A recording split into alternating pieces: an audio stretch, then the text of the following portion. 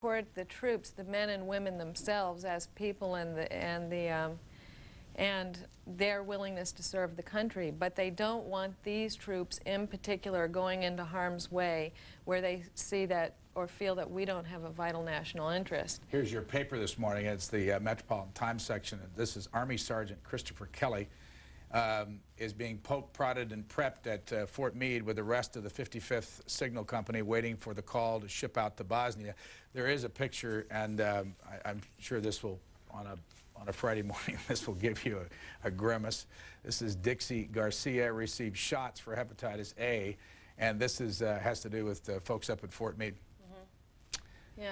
Yeah, well, you know, the fact that the troops are preparing to go and that some are already there is part of what's changed the sentiment in Congress. I mean, 1 week ago, there were many members who were saying, you know, absolutely under no circumstances. Once you have the men and women moving into the field and you see photographs like that, and it feels as though it's a fait accompli, the sentiment changes a little bit.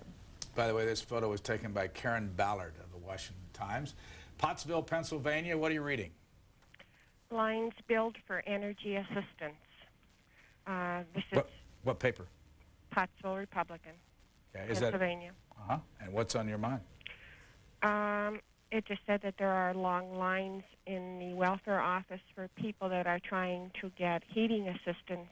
And this is a very cold period. People need help. There's people standing, extra chairs. They're blaming the Republicans that the budget isn't passed through. They need help. Yeah, I think that that is true, and just to address that in terms of the government perspective is the philosophical difference of the parties. I guess the Democrats would like government to do more in those kinds of situations, and Republicans would prefer that the private sector and individuals take on those things, and that's a battle I guess we'll be having. You followed this story. This is in USA Today, and it's by Leslie Phillips. It says 2 months after he quit the Senate, Bob Packwood is still using his suite of official offices, and 18 staffers remain on the payroll. Senate rules had given Packwood 60 days from his October 1st resignation to clear out, but Secretary of Senate Kelly Johnston granted a 30-day extension that expires December the 30th. And it goes on to say that he gave bonuses to 25 of his staffers totaling $150,000. This originally was reported in the Hill newspaper.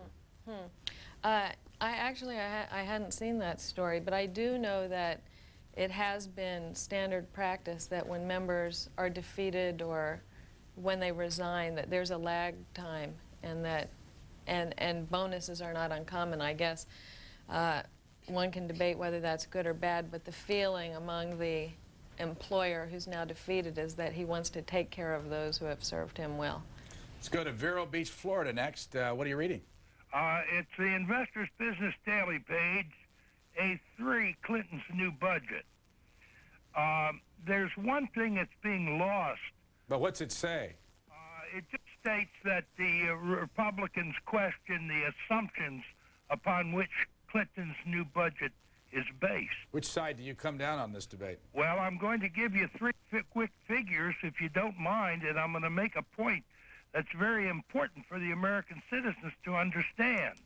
In all of these budget discussions, Clinton's budget, first budget, was $1.668 trillion. The Republicans' budget, as near as you can figure it, is about $1.48 trillion. The United States government is only going to take in this year $1.264 trillion. That leaves $1 billion a day of additional debt that's being accumulated. Plus, in the spending of both budgets, there's $1 billion a day in interest payments. So you have $2 billion a day going out, which equals $500 billion a year, which is going out in spending that is basically non-economically productive. All right.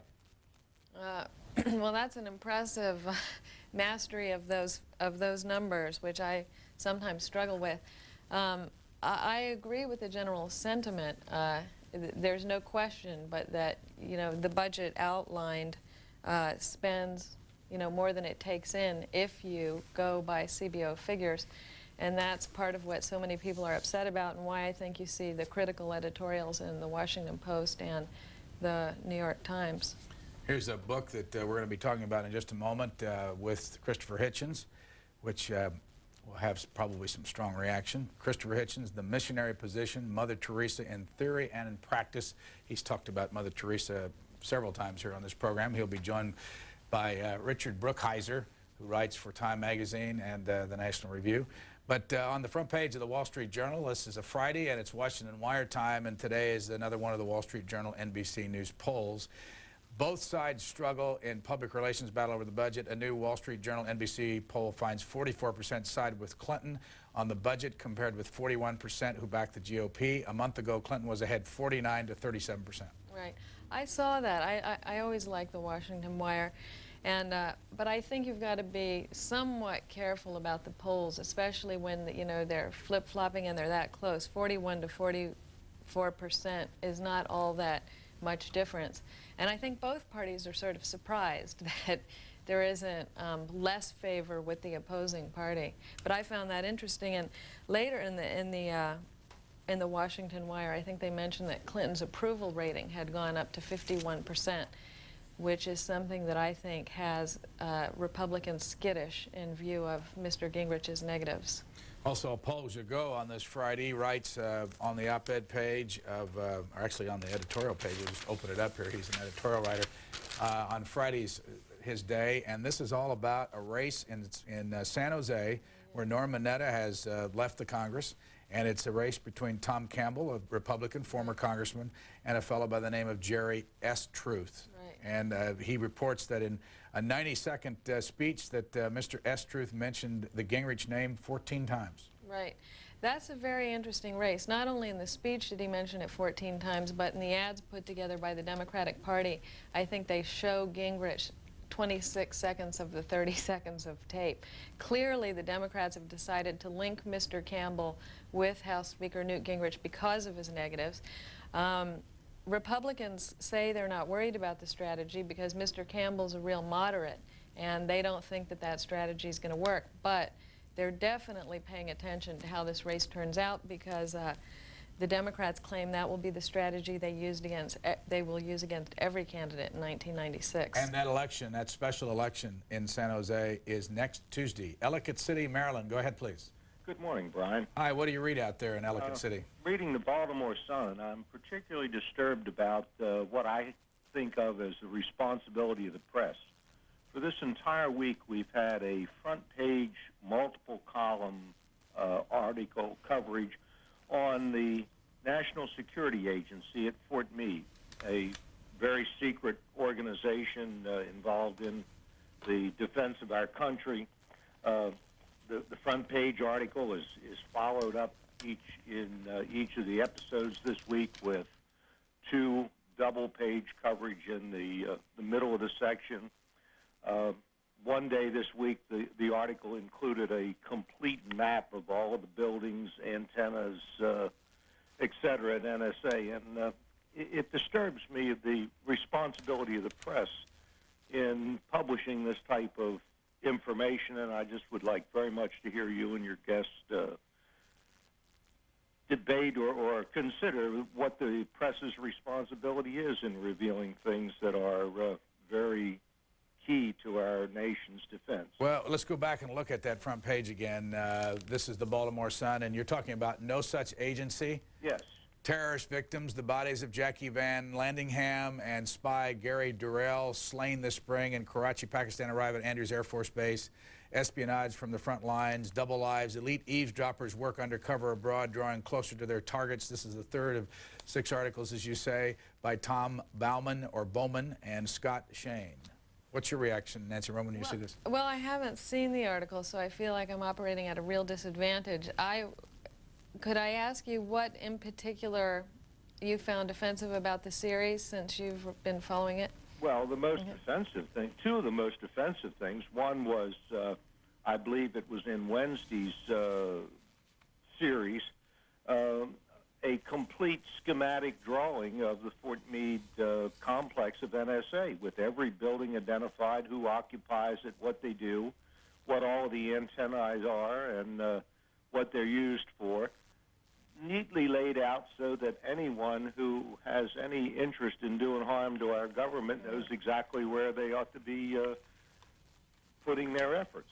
Yeah. Today's article, which continues on page 20, a nice schematic drawing of how NSA eavesdrops at close range and discusses the picking up of intelligence information from foreign embassies through the emissions of computers, and by parking vans which bounce laser beams off of the windows of foreign houses. These are things that I believe are necessary to protect our freedom, and I don't believe that they need to be advertised in the newspaper. You know, caller, I'm not taking sides here, but one of the things that happens often is a book will come out. Many books have come out, say, on Aldrich Ames, and a lot of books have been written by Tom Clancy that go into great detail about the security system of the country. What do you think of that business? Well, fortunately, I don't think that they get as much attention, so that I'm sure that the people that are very interested in those things pay just as much attention, but they aren't there for every loose cannon to see in the morning when he gets up. Okay. Yeah, no, those are interesting points, no doubt, and that's one of the things the press wrestles with all the time is how to balance the right of the people to know against, you know, protecting the government or something else. Everyone probably remembers the famous court case about whether or not the press should publish how to build atomic weapons. No. We've only got about 5 minutes left with our guest, Nancy Roman. C-SPAN will be on the move next week. And on, actually, two parts to what I want to tell you about is on Sunday, our satellite truck will be in Canton, Ohio, as we begin our tour of Ohio next week, focusing on the 8 presidents that had something to do with that state. They were either born there or they ran for president from that state. And we're going to go back and look at the history of all the way from 1840 up through 1923, and to see what was going on in their administrations and whether there's any relevance to today, and whether things that happen today, whether they're new or not. Also, our second bus arrived in town this week. It's still a long way from completion, but there you can see the top of it. It's called, on the top there, C-SPAN 2, and it'll be on the road for 1996 for another part of this country. We'll have 2 buses out there, and this bus, both of them hit the road on the 1st of January 1996. We still have a lot of electronics equipment to put in this new one. Looks a lot like the other one, but there's some changes inside. But the main reason for having the 2 buses is so that we can cover more schools around the United States and have a chance to meet more people. As we take a call this morning from Miami, Florida. Go ahead, please. You're on the air. Good morning. Hi. My article is from the Miami Herald. It's on the budget plan submitted by President Clinton. Who wrote it? You have it in front of you? Yeah, it's Zaldivar. Yeah, it's. I think I can find the same story here in the Philadelphia Inquirer. I'm sorry. Right here it is on the front page. It's the same company, Night Rider newspapers. There you can see it. Rankin and Zaldivar. Clinton. This headline here in the Inquirer says Clinton offers a new budget, but GOP scoffs. What's the headline on it in the Miami Herald? This says smaller cuts. Budget plan by Clinton, smaller cuts. And I'd like to make a comment about it. Sure. First of all, this is President Clinton's negotiating. What he's putting in is his first negotiation plan. He's not going to put in his bottom line numbers because he needs to leave room for negotiation. And that's what the Republicans keep wanting him to put in his bottom line numbers so that he will negotiate down, and he's not going to do that. Do you think that the Republicans are doing the same thing? No, I don't think they're doing. I don't know what they're doing. I'm not sure. Are there not, Nancy Roman, do you think they're doing the same thing? Well, I agree with the caller's point that the president hasn't put in his bottom line numbers and the Republicans want him to, but part of the reason they want him to is because they put their bottom line numbers in. I mean, The budget process has not necessarily been kind to them. They've fallen in the polls, and in part that's because they decided to go with CBO numbers, which were difficult. A lot of the ideas they hoped would save money were scored as costing money. And now they resent that the president can use a more rosy scenario, which allows him to cut much less but still claim to be balancing the budget. And they would like bottom line numbers. That's, you know, exactly what they want. I don't think anyone should be surprised that the White House isn't willing to provide them yet at this stage of the game. What's your take on this, caller? Well, he's already given in on the 7-year budget, so he's already come down a step. So I don't think that he should be. What's their give now? They don't seem to be doing any give. Yeah, well, And I have another comment about Bosnia. Yeah. I really think that we need to present a unified front and get behind the mission, because all this crepe hanging and pessimism and naysaying is going to ruin the mission no matter what. Are you in favor of the troops being sent there? Pardon me? Are you Yes, I approve of it. What would you think if a number of Americans were killed? Would that be would that still make the mission worthwhile? I think in any military thing you have to have some casualties. I think there will be some casualties, but I hope that it won't be a great amount. Okay, thanks. I was listening to some report on the radio last couple of days where the reporter, I think it was an NPR report, where the gentleman was over there, said that the stands are being built there at the airport for the arrival of the American troops, and that there were more media people there waiting for the arrival, and you know, more paraphernalia being constructed than there were soldiers over there. Was this going to turn into a media event? well, there's no doubt but that the press will be paying close attention. We don't send so many reporters on foreign assignments now, but we have a reporter and photographer there now, and have stringers around the country, and there's no doubt but that the media will pay close attention to it. Last call for Nancy Roman from Madison Heights, Michigan. Good morning. Thank you, Brian. Thank you for C-SPAN. It's a breath of fresh air. Welcome. What are you reading this morning? The Investor's Business Daily. It's the state paper. Do you get that already this morning? Yes, sometime between 2 and 3 in the morning. What do they do with the budget story? Well, I haven't gone all the way through the paper because but I had read the editorial. What's the editorial say? It's about Target Gingrich, and it essentially says that he's been in hot water thanks to his political agenda, his critics' political agenda, and of course his own ego.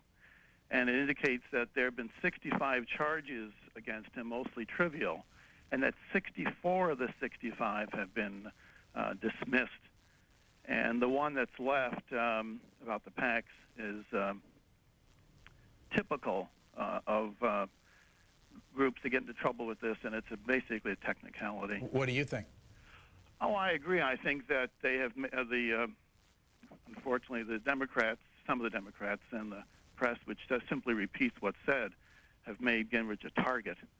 And it's unfortunate because I think the man has, if you listen to his entire speech, it's really very, very exciting and very challenging. And I find myself having to stretch to understand all that he says.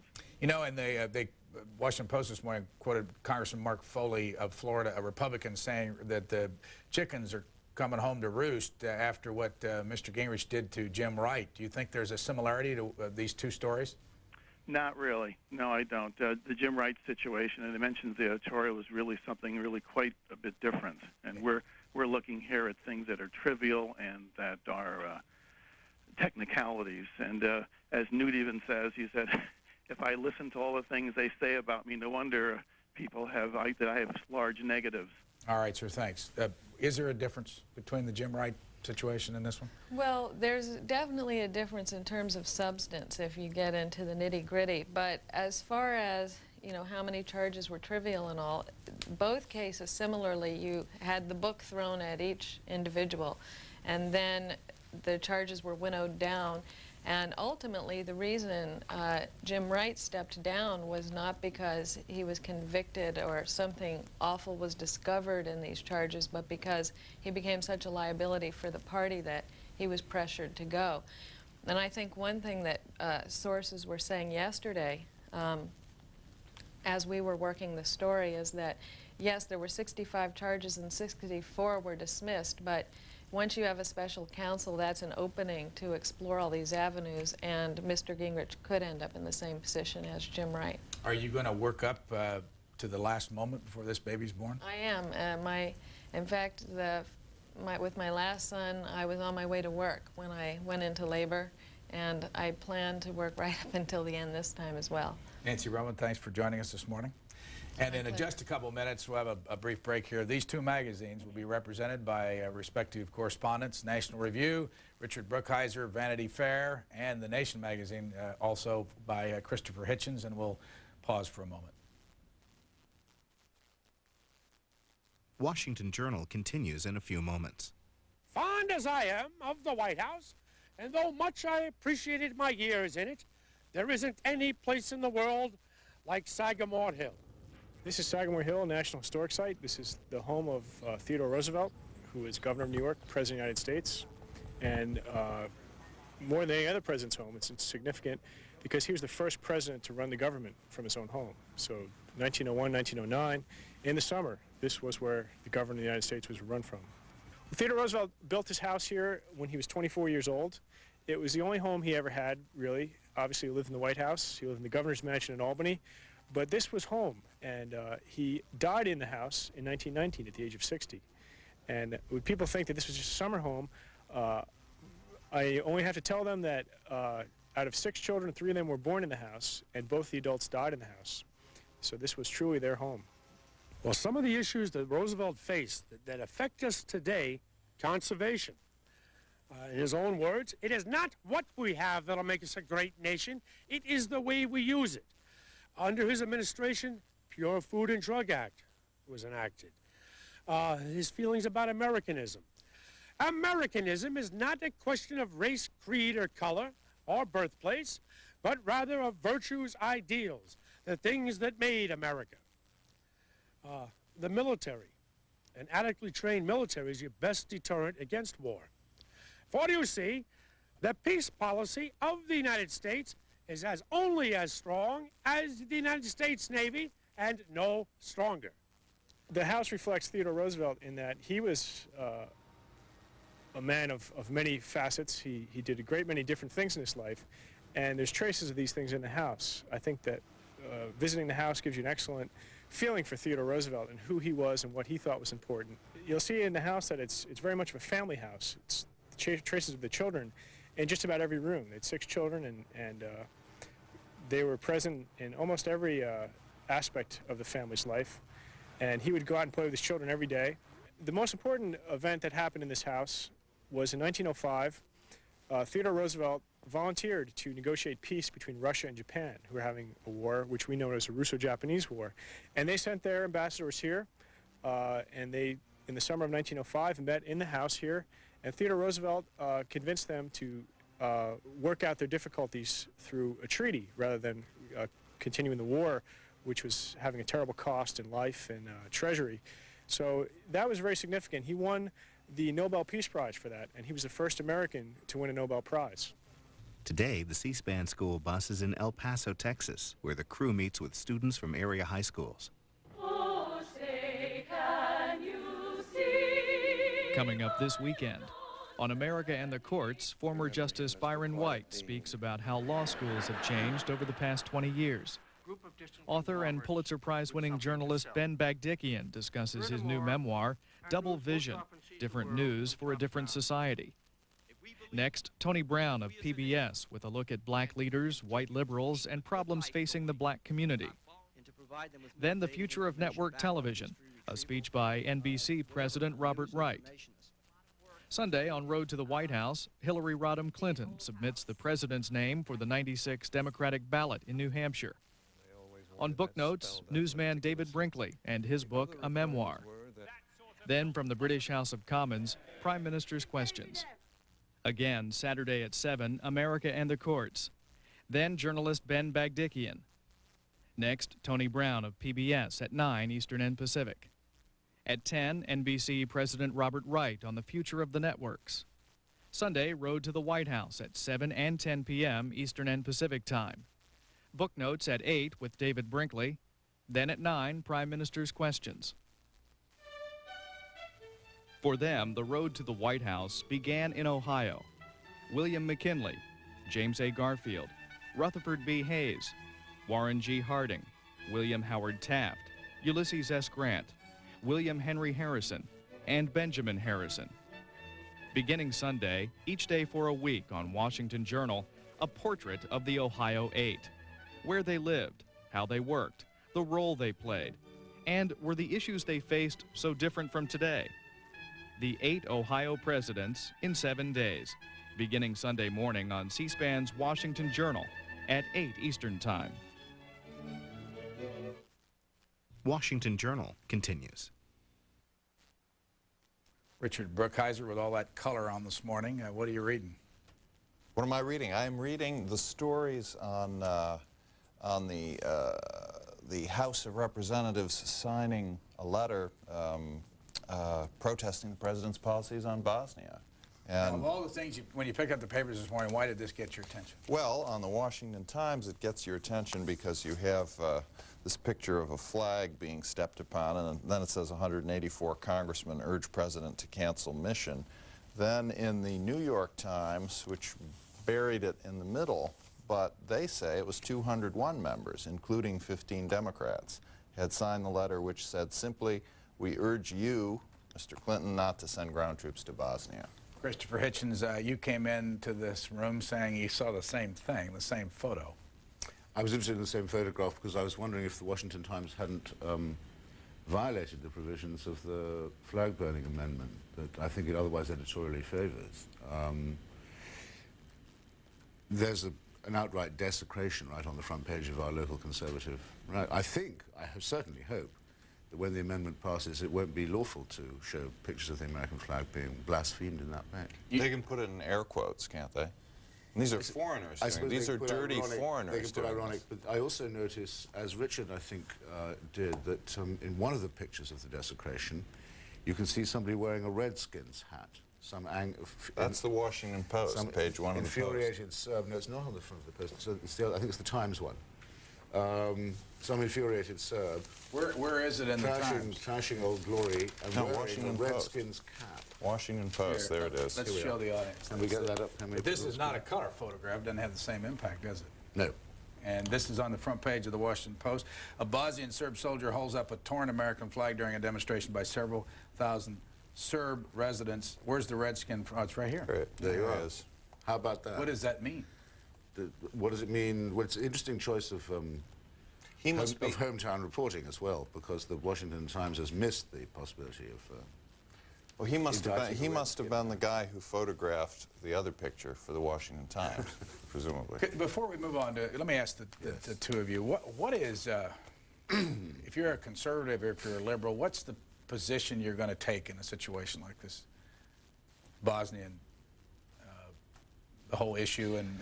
It doesn't split on conservative-liberal, does it? No, it doesn't. I mean, I wish that the international community had intervened a long time before now in Bosnia, and I found that on the whole, people on the left, which is where I start from, were not as keen as I was. And there were some very bizarre people on the right who were making the, or I think bizarre, who were sort of making the running, actually principally Baroness Thatcher, who was saying, look, there's no reason at all to let the Serbs keep on doing this, and it's a disgrace and it ought to be stopped. So you're for intervening? Well, I'm not very strongly in favour of the Dayton Agreement, which I think is a bit of a sellout. I mean, I think the Bosnian presidency is right in saying that it is not justice, but it is perhaps peace, and peace is better than nothing. Mr. Brookhiser, where are you?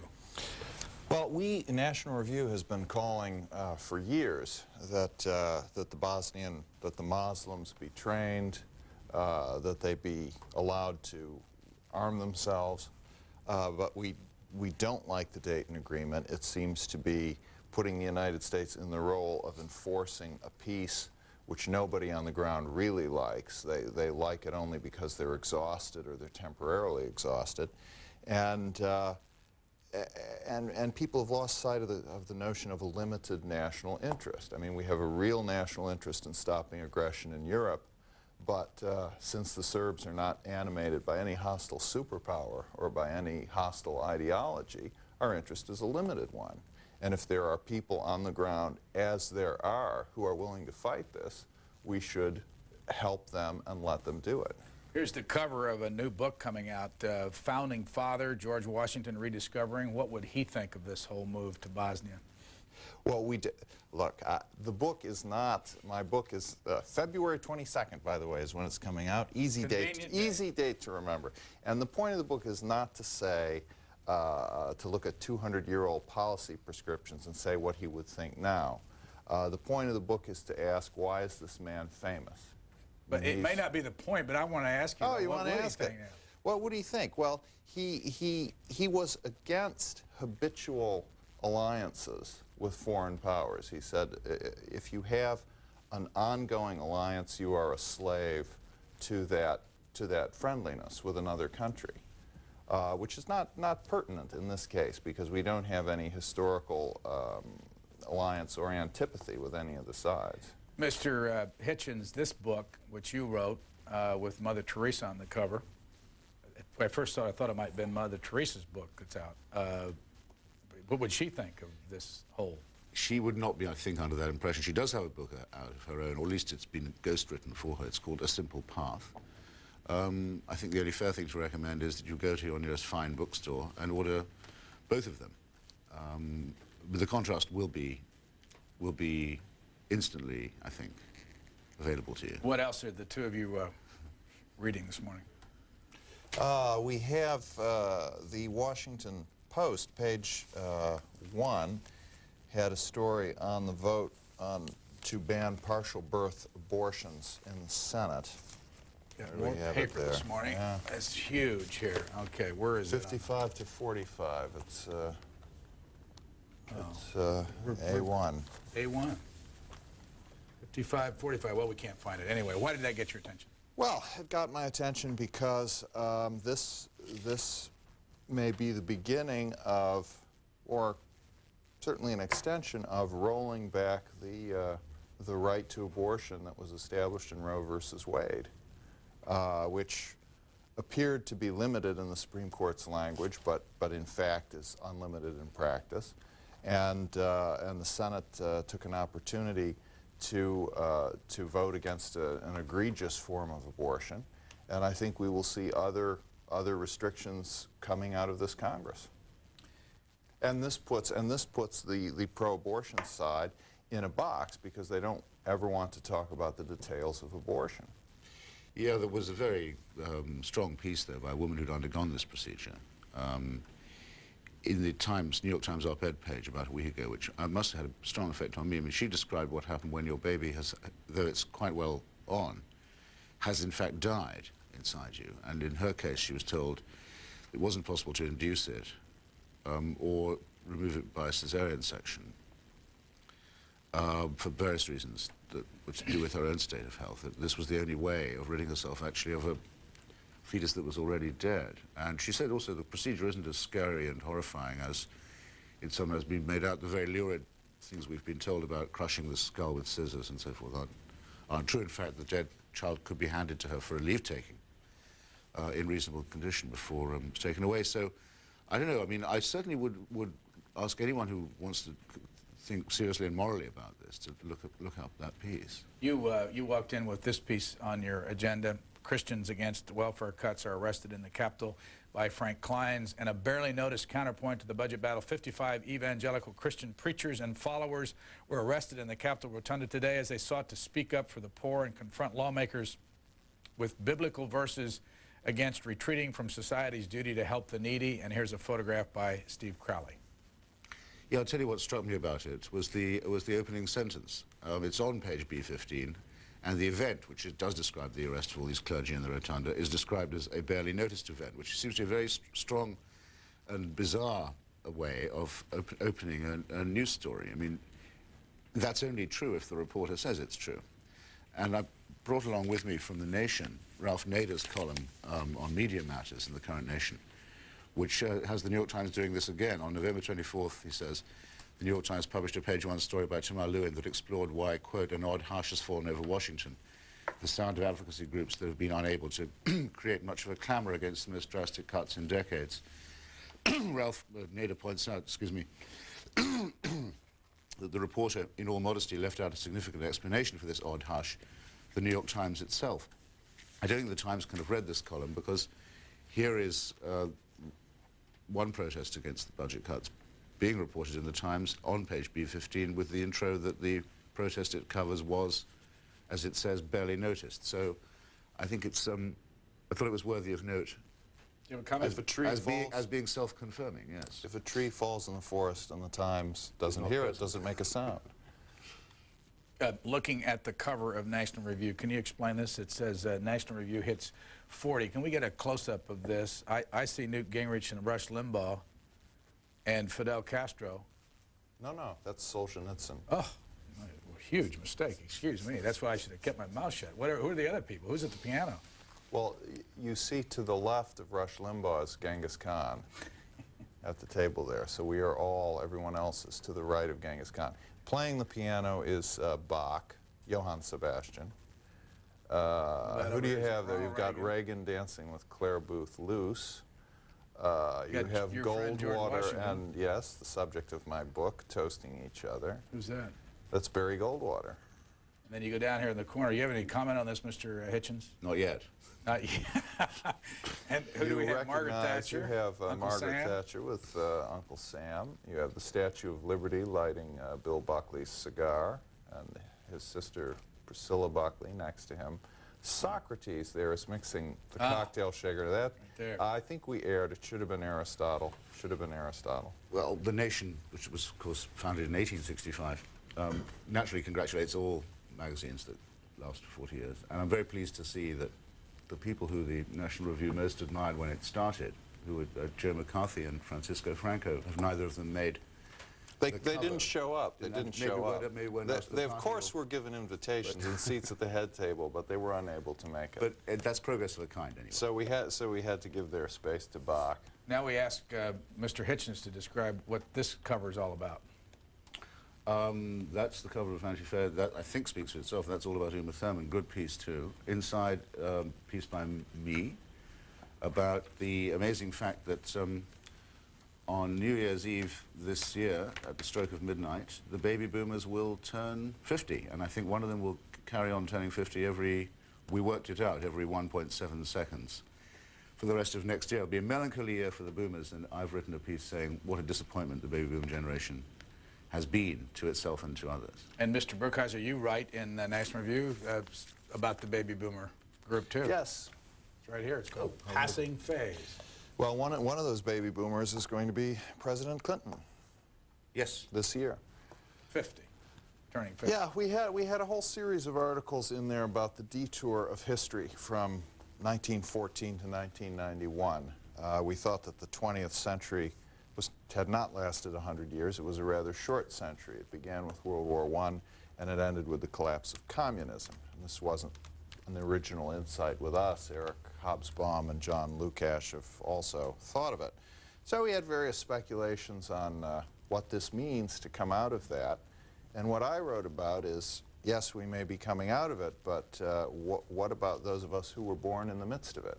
And how do we recover from the limitations on our education that were placed upon us by virtue of having been born when we were? That photo you saw, or those series of photos, was from Vanity Fair. In your column, we rarely put Uma Thurman on our cover. In your column, we leave these serious matters to be covered by Vanity Fair. You bring up, you say this, one of the most poignant publishing phenomena of the last several years was the 70-month presence on the bestseller list of William Bennett's The Book of Virtues. Who was buying that 3-pound doorstop? Not kids. Clearly its purchasers were adults, many of them baby boomers, who bought it to read to their kids. You weren't, yet weren't they also reading it for themselves? And he now has the Moral Compass, another sequel, and a Moral Compass for kids. And bring that subject up for both of you. What's the fascination, do you think, with the Book of Virtues? I just had to review the Book of Virtues for the Times Literary Supplement. I had no idea till I was paid to read it how bad it is. Why is it bad? How shallow and boring and how poorly selected and how pompous. For example, there is just, in a book of virtues for American children, there's, I think, one page from the whole of Mark Twain, and it's the boring bit where Tom Sawyer whitewashes the fence. And yet there's about 8 pages from one of the Watergate burglars about how he found God, or one of the Watergate burglars who did find God. It's absolute pabulum, I think. I don't believe anyone has really read it unless they've, like me, been paid to do so. I'm sure it's been bought with the best of intentions, but it's a huge disappointment. Mr. Brookhiser? Well, the thing is, it's filling a gap. I mean, the reason it did so well is because there's very little else out there like it. Once upon a time, there were McGuffey's readers, you know, which everybody bought, everybody read. In fact, the Conservative Book Club has told me that their biggest selling book has been McGuffey's readers. They just took these 100-year-old collections of moral tales and reissued them. And the reason these things are so popular is that the rest of the culture is not providing it. We're all doing Uma Thurman. I like that. I can't let that go. I can't let go of Uma Thurman. No, well, there you are. See, he's... Who could? This is why Vanity Fair is such a great magazine. You show him the cover once, I know, but who and is he can't Uma stop. Who is Uma Thurman? I'm going to read this and find out now. Do you follow? Let me say another word just about my piece. I don't take quite the same line on the baby boomers as does Richard, though I think the idea of the short 20th century is a very interesting one, and I've also attempted to contemplate it. But what I've asked is, you know, what are we going to say? I mean, I'm a 49er myself, that's when I was born, so it's not long for me.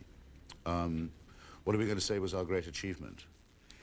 Will it really be true that President Clinton is our typical president? I certainly hope not. I describe him as sort of partly a callow youth and partly a bit of a chin-pulling old bore already some of the time.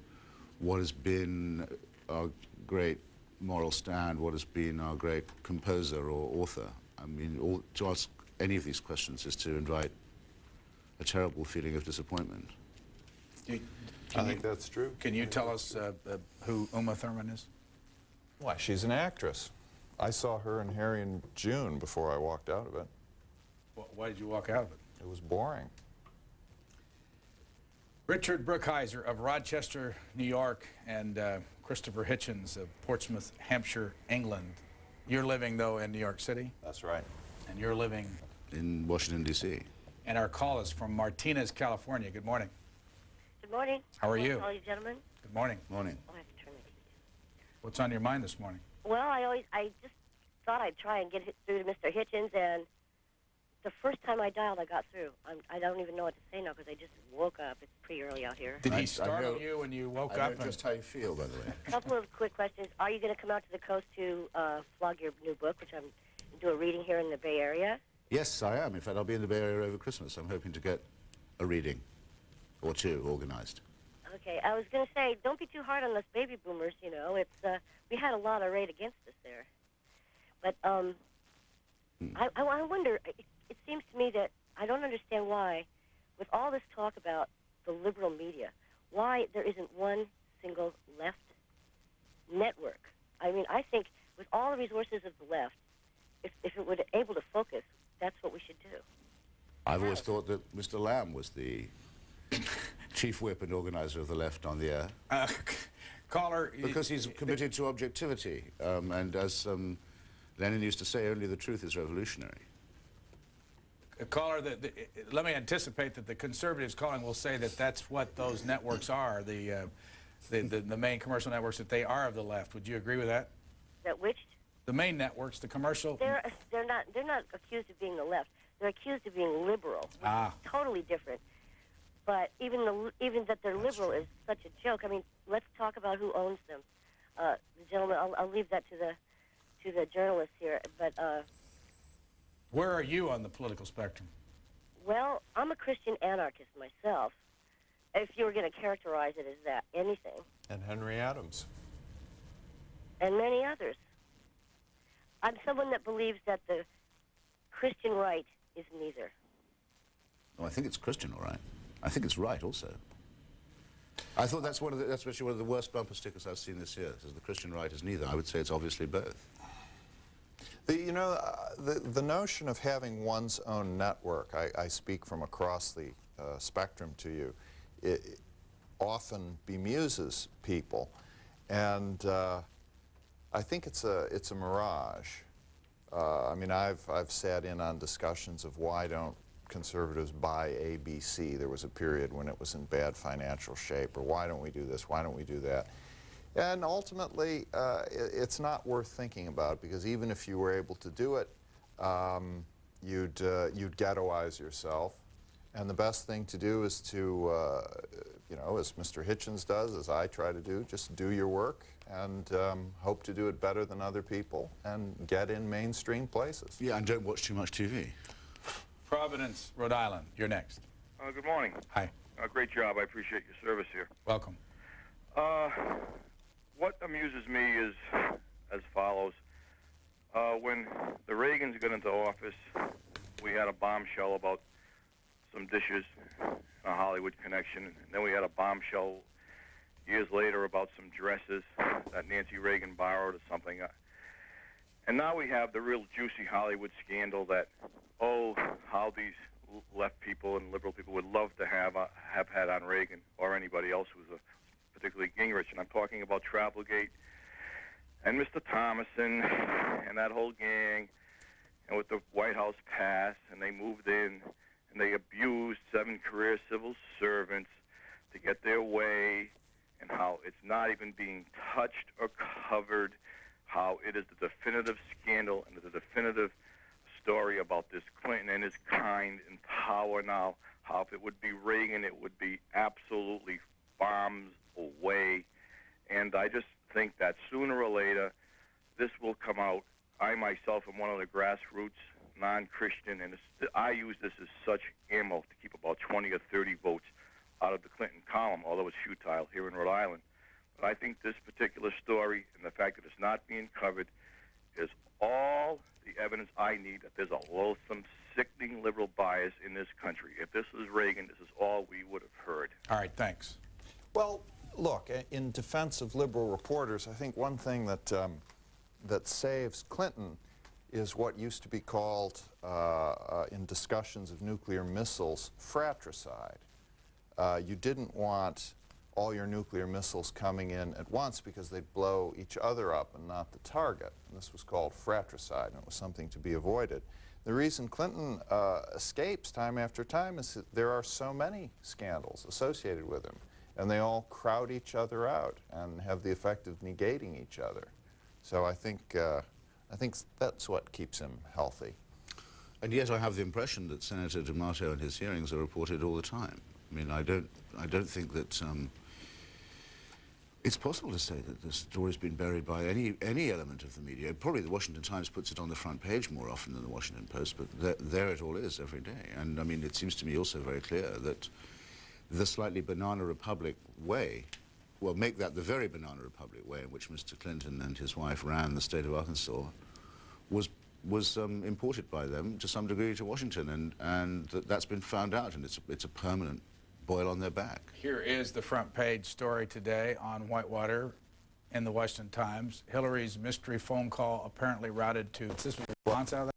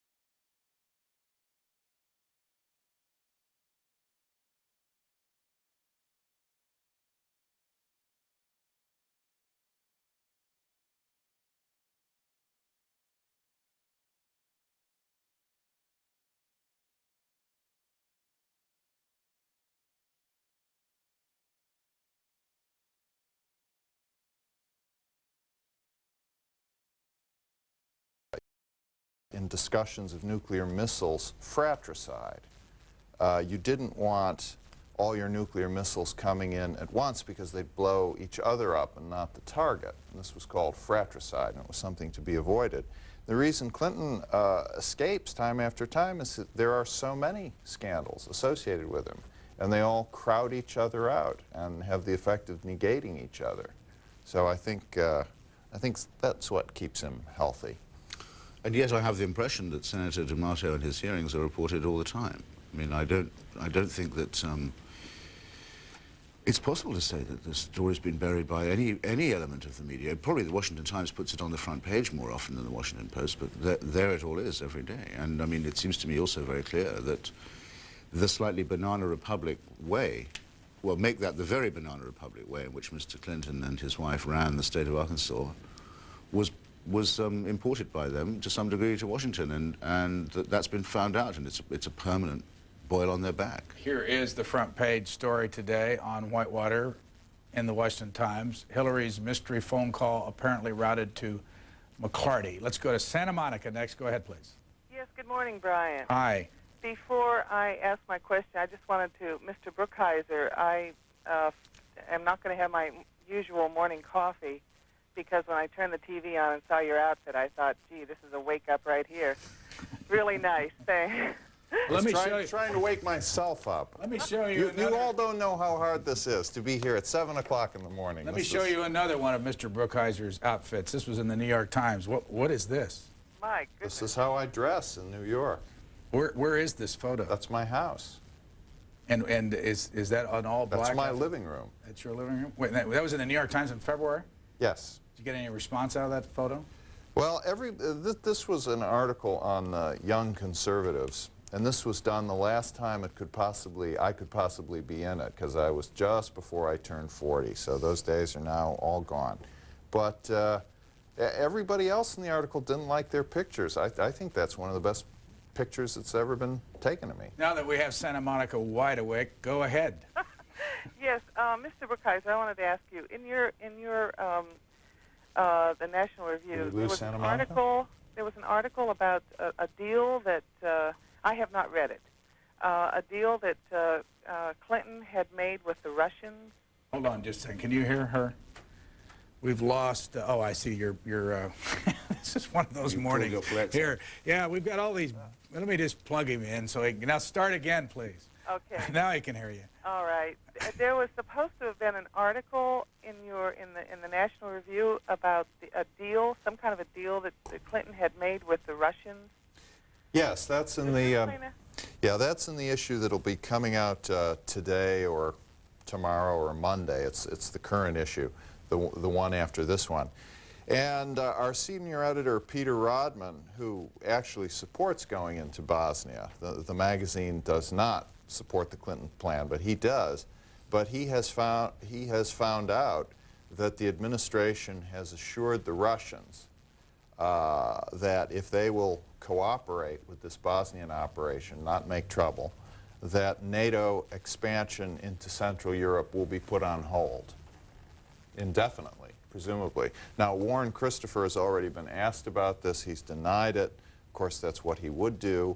I don't see what's so startling about it. I mean, it is a scoop, but this administration has been dragging its heels on NATO expansion for years now, and they've just decided to apparently formalize this in the interests of making their Bosnia scheme go.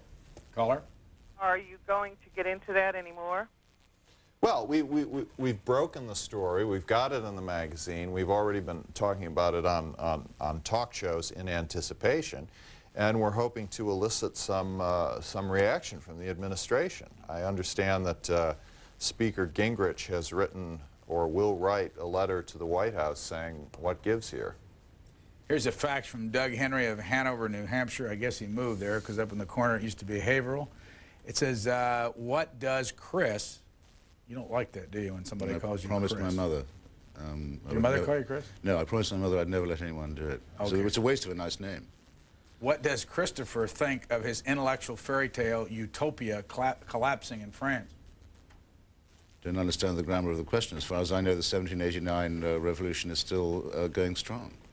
Next call, we go to Jacksonville, Florida. Go ahead, please. Yes, I just had a couple questions regarding the Bosnia and the reporting on that. I haven't seen really addressed, and I'm curious how they feel about the understanding of military operations by the Clinton administration into that nation. For example, in Somalia with the problem with the Bangladeshis, and now with our troops going into Bosnia, there's a large problem there with snipers and mines. We're sending in a heavy force there, but I don't see the understanding on the Clinton administration regarding exactly what they're going to do in there and how they're going to deal with that threat, i.e. a sniper takes a shot in Sniper Alley, and how are you going to return fire with heavy armor and tanks? I know Hillary was down there to send the boys off and talk to the wives, but I'm understanding, will she be there at the airport when they come in with the casualties too? Well, look, I think the Clinton administration believes that they have an agreement that all the three sides support. And if that is the case, then presumably, well, they believe that there wouldn't be sniping or that there wouldn't be this problem. I think they're being too optimistic with this. And I also think their notion of what the goal of the mission would be is a little hazy, which is the problem. If you have a goal and if it's absolutely necessary to you, you go in whether they're sniping or whatever it is. But I'm not sure that applies here. I was just in Bosnia, not for the first time. I think this will sound odd perhaps to the caller, but the main problem is going to be the fact that the winter is coming on. If it wasn't for that, I think we would hear more of what we heard from the very first soldiers who went the other day, the advance party, who basically said that the whole place was a very pleasant surprise to them, that it's beautiful, that the people are very nice, it's a very civilized country, all of which is absolutely true, and you'd never know from most of the reporting. People are really, really fed up with the war. Even those who feel that it's not a just agreement at Dayton are just glad of the chance to have a breathing space. There'll be a huge penalty inflicted by Bosnians, in my opinion, or anyone who tries to restart this war. And the doctrine of overwhelming force, promulgated so often by General Powell, does seem to have been observed in this case. I mean, 20,000 Americans, to say nothing of huge contingents from the other NATO countries, is an enormous number of soldiers for a country the size of Ohio. And it's true there are a lot of mines lying around, but I think it would be a very bold person indeed who tried to take on by sniper fire or any other method of warfare such a force. So I've no doubt lived to have these words quoted against me. But it seems to me odd that I perhaps better not make a guess about the politics of the caller. Very odd that there are still people who want to vote for the enormous new military appropriations that the Republican majority has imposed upon us, but never want the United States to use force anywhere. I don't know why. I think we should have it one way or the other. Later on in this program, we're going to talk with Philip Noyce, who is the director of the movie Clear and Present Danger, and the subject will be Hollywood and Washington and politics. And also Senator Joseph Lieberman. What do you think of Bill Bennett and Sam Nunn? And trying to find the story here in the Times this morning. And Joseph Lieberman going after these talk shows, advertisers. Well, look, if you don't like something, this is a boycott. This is a very libertarian way to register your disapproval. Now, it's not entirely so because, of course, Lieberman and Nunn are senators. They're not your average private citizen. But certainly a free marketeer has to say, well, if you don't like this stuff, guys, this is the way to do it. In this story, and I can't find it. Well, it seems that they got the wrong advertiser on the... Well, they took on... Mars bars, right? Yeah, well, they started when they first cut the commercial. Let's see, continuing a crusade they started 6 weeks ago to take the trash out of daytime television talk shows. Bennett, Lieberman, Nunn yesterday named names, unveiling a television commercial that urged 3 companies to stop advertising their products on their racier programs. One of those, they had to recut it because they took on 3 musketeers of the Mars company, and the Mars company convinced them that they'd stop spending money with these You programs? know, Brian, my wife has been on a couple of these shows because she's a psychoanalyst. What's her name? And Jeannie Safer. She has a book coming out in February, actually. But she's been on a couple of these shows because they want, you know, the expert to come on at the end and kind of tie everything up. And it is an unsettling experience to be on them because, and of course they all vary. They do vary. There is a spectrum. But especially as you get towards the bottom, there's a kind of schizophrenia to them because on the one hand, they are very judgmental and moralistic about the people that they have on as guests. You know, I slept with my father, all that kind of thing. But they are also being titillating. I mean, they are luridly exposing this stuff for their own enjoyment.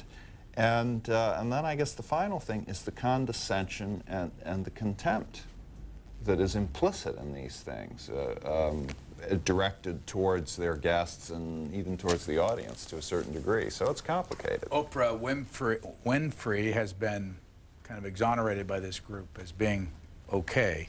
What's your reaction to this? Oprah Winfrey was once fantastically nice to my son when I took him to the Oscars party that Vanity Fair gives every year. So I won't have a word said against her. In fact, as a reward for good behavior, I'm taking my son to see The Money Train this weekend, which I wasn't planning to see until Senator Dole told me I shouldn't go. Yeah, that was one of the things that started.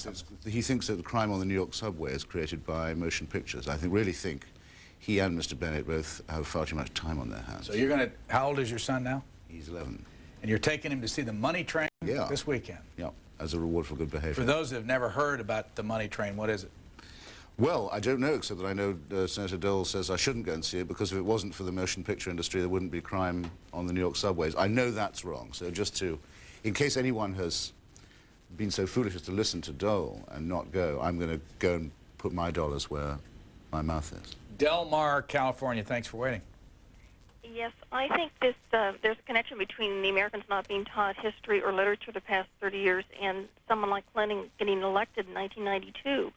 My main concern about him was his history as a young man. He was not anti-war. He actually supported a communist Vietnam. And I was very concerned that he'd be a very activist in foreign policy. And he has turned out to be just that. Where did you see him actively support a communist Vietnam? I think that was his activity in Europe. I think he organized demonstrations. I was a college student at that time. The campuses were organized. Lots of money flowed in to the United States. In fact, it was one of the fronts of the war were our campuses. And he organized demonstrations, what, for a communist government in Vietnam? Well, they said it was anti-war, but it was basically to help North Vietnam win the war. And that did help North Vietnam win the war when they turned public opinion against it. And now I'm concerned that here is this renegade president sending our young people to Bosnia to support a partition. Here he goes to Ireland, where there was an unjust partition in the 1920s, and he's against that, which he should be. And he's supporting this unjust partition, which rewards the aggressors in Belgrade. And he's using our young people to stabilize it. Thanks. Mr. Brookhiser? Well, I guess the thought I have is that Americans, there's a reason why so many generals have ended up being president. And some of them have been excellent, some of them have been terrible. But that's the only profession outside politics that Americans have ever turned to for presidents. And that is because war making and war leading is an important, is a crucial matter. And when politicians lack that experience, it can get them into trouble during their administration. Let me just show you this because it goes with what Mr. Brookhiser said about generals. This is at the bottom of Washington Wire today, Ron Schaefer's column on Friday in the Wall Street Journal. Powell's popularity soars even higher after he forgoes a presidential run, with 61% of Americans expressing positive feelings about him. Well, I have probably the biggest piece that's going to be done on the Powell campaign coming out in March in Forbes FYI. I went on the whole Colin Powell book tour. I've seen the bookstores of America, and I saw the people that story refers to, the people who admire this man. You went on the whole Colin Powell book tour? I missed 8 cities, but that means I went to 18. Let me come back to this in a second because I want to get Mr. Hitchens' reaction to all this. Well, to the lady who called in, who I think is confused, I can just assure you, ma'am, I was at the same university as Mr. Clinton during that time. Oxford. Yeah. I can tell you that there was no money from outside for our movement against the war. I can also tell you that Mr. Clinton was no extremist. If he had been an extremist, I would have known him. I was the speaker at most of those rallies. He was a mere moderate attender. He was considered very well behaved by the people who were really genuinely, militantly opposed to the war as I was. Still, one of the proudest moments of my life was to have opposed that war. Mr. Clinton, you must have noticed, ever since has been trying to apologize for his very mild opposition as much as he can and on every possible occasion. It's almost the only good position he's ever taken, and he can't wait to run away from it. Let me just ask a quickie, because we got a caller waiting, and I want to ask you more about the tour. But if the Bosnian thing leads to casualties, American casualties, and more involvement, can the Republicans have it both ways when it's all over? Can they say, we oppose this, and we never wanted to go in there, and be legitimate about it? I don't what In other is words, the problem? we had a caller earlier saying what they're really doing is they're asking to have it both ways. I'm just asking you whether you agree with the caller that suggests that Republicans want it both ways. They're not trying to stop the troops from going over there, but they're saying they're supporting the military. And then if it does turn sour, they can come back and say, well, we had to support the military, but we didn't want to stop. Not having it both ways. I mean, the president has the responsibility. The president is the commander-in-chief. De facto, it's evolved that the president controls our foreign policy in these ways. And he would have done this, he had the power, and he would have done this with or without Congress's approval. Brian's question is, is there positioning going on the other side of the aisle? In other words, are they trying to create an impression that they can say, we told you so, if it doesn't work? I think in a ham-handed way, a rather hesitant way, they are trying to do that. Will it work? I guess that's my question, is it? No, because I think actually the American voters, who are obviously not keen on Bosnia, are not totally indifferent about it either. I think there's a bad conscience. There's an awareness that the United States could have done more earlier about it. There's a feeling that it's not a bad cause, and nor is it a hopeless adventure, that it's a sort of prudent risk that a superpower can decently take. But it's also not the case that all the people who are opposed to this are against doing anything in Bosnia. I mean, National Review has been urging for 2 or 3 years that we do things in Bosnia. We think that this is not the right thing. We hope it works. We're doubtful that it will. Call from North Little Rock, Arkansas. Thank you for waiting. Good morning, Brian. Hi. A fan. I was just a few things I would like to say. Everybody keeps talking about Mr. Clinton. The thing about Mr. Clinton, Mr. Clinton done everything for Arkansas that Arkansas has got. Arkansas wasn't doing nothing before Mr. Clinton. What's better down there now? Everything. The living for the poor. And that's one of the reasons why the Republican bunch don't like Mr. Clinton, because he was out to help the poor, and the blacks especially. If he hadn't had the record of that, he would have been the better president. They would have done everything in their power to keep him in.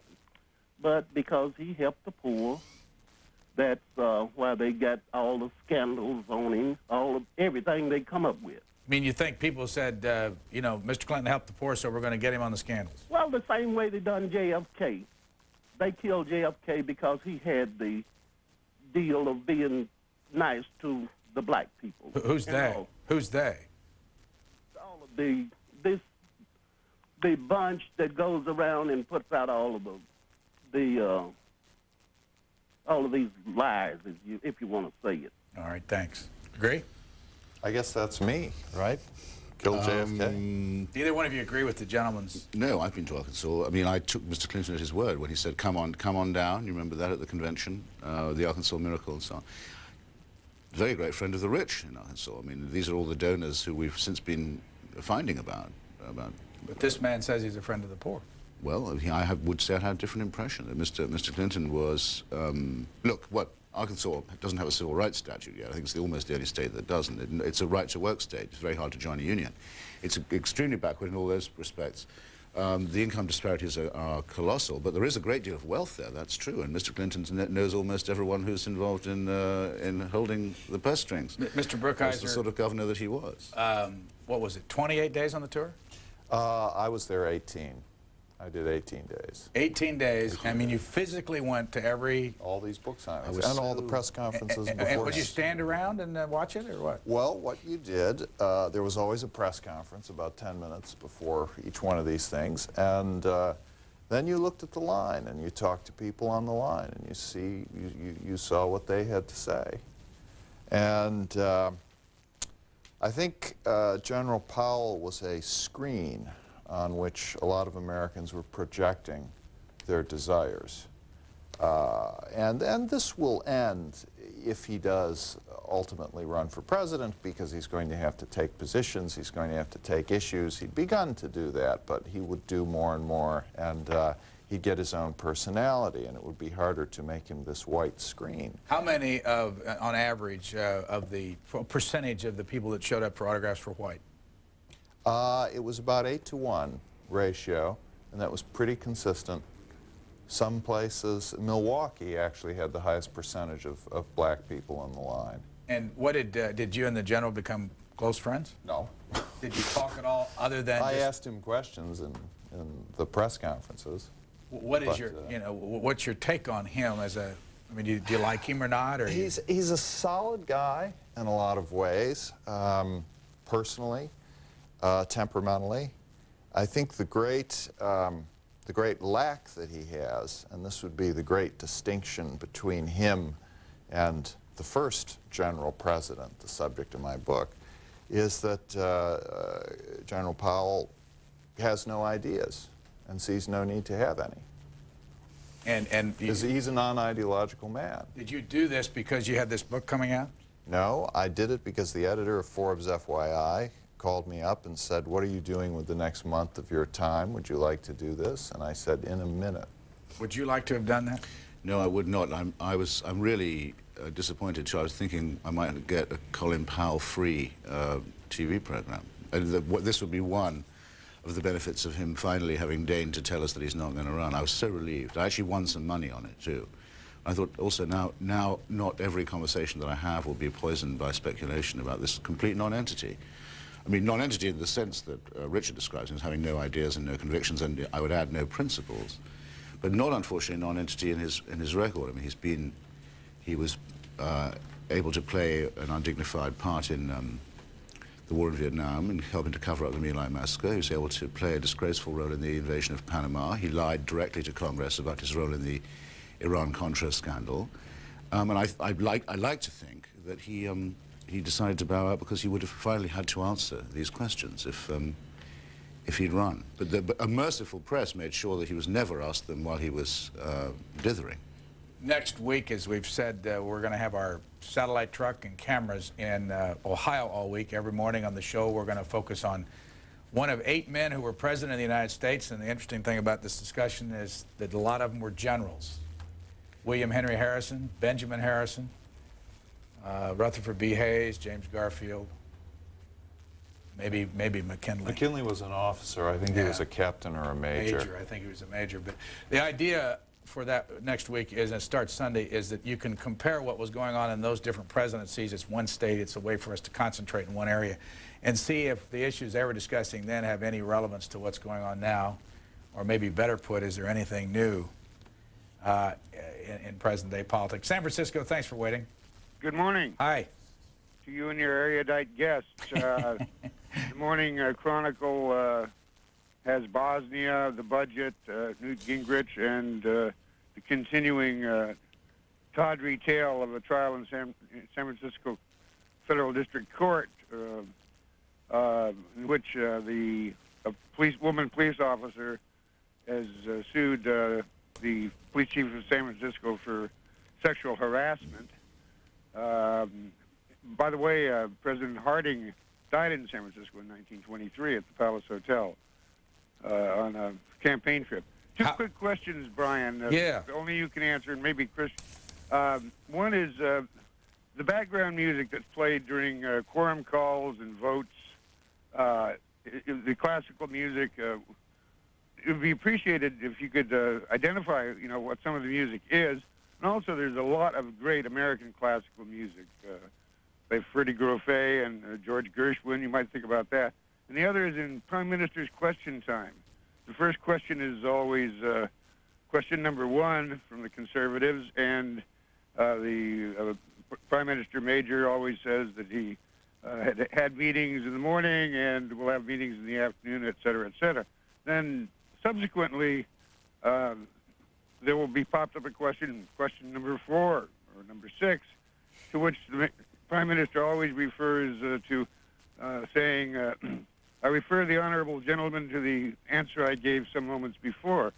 And could they all be the same question? What does it all mean? I'll take the answer off the air. Thanks. I think that's a great way to conduct this program. Mr. Brookhiser, question number 3. And, you know. Well, yeah, because I can enlighten you on this, I think. The questions are all printed on the order paper, so most people, they have to be, in fact. But the question is usually phrased deceptively. The person says, has the Prime Minister any plans to visit, say, Manchester, if that's where he represents, that's where his constituency is? And if the Prime Minister says, yes, he has, then the supplementary can be, well, if he came to Manchester, this is what he would find out people thought about his policies and so on. They try and set traps in this way while asking pro forma questions. So the dodge is to say, I've heard that one before, and I've also answered it. So We'll take that question and elaborate on it later. Never do that. No, absolutely. It only happens in the mother You know, parliaments. by the way, Lincoln, during the Civil War, was approached by a delegation of senators, and it was suggested to him that they have a question time, and the president have to come to the Hill and answer questions. And he took the dodge of pleading national security and said he wouldn't do it. But I still think it would be a very good idea. Well, you know why we stopped doing that? It actually happened when a treaty with the Creek Indians was being proposed in Washington's first administration. You know, the Constitution says, with the advice and consent of the Senate, treaties are negotiated. Well, we have the consent of the Senate, but we have never had a president going to the Senate to ask for its advice, because we did it once, and this was with a treaty with the Creek Indians. Washington actually went to the Senate with his plans of what he was going to have his negotiators say, and it was such a botch. First of all, the windows were open. No one could hear it as it was being read. So finally they got the windows closed. Then a discussion ensued. People asked for more papers. Washington lost his temper a bit. He says, this defeats my whole purpose of coming here. He left. Weekend passed. He came back on a Monday. He was fine. Everything went. But he was heard to say as he left he would be damned before he came there again. If he can plug his book, why can't I plug mine? You can plug it. As a matter of fact, there's a picture here I want to ask you about right here. Why did you include this picture of a deceased Robert Maxwell with Mother Teresa praying the rosary?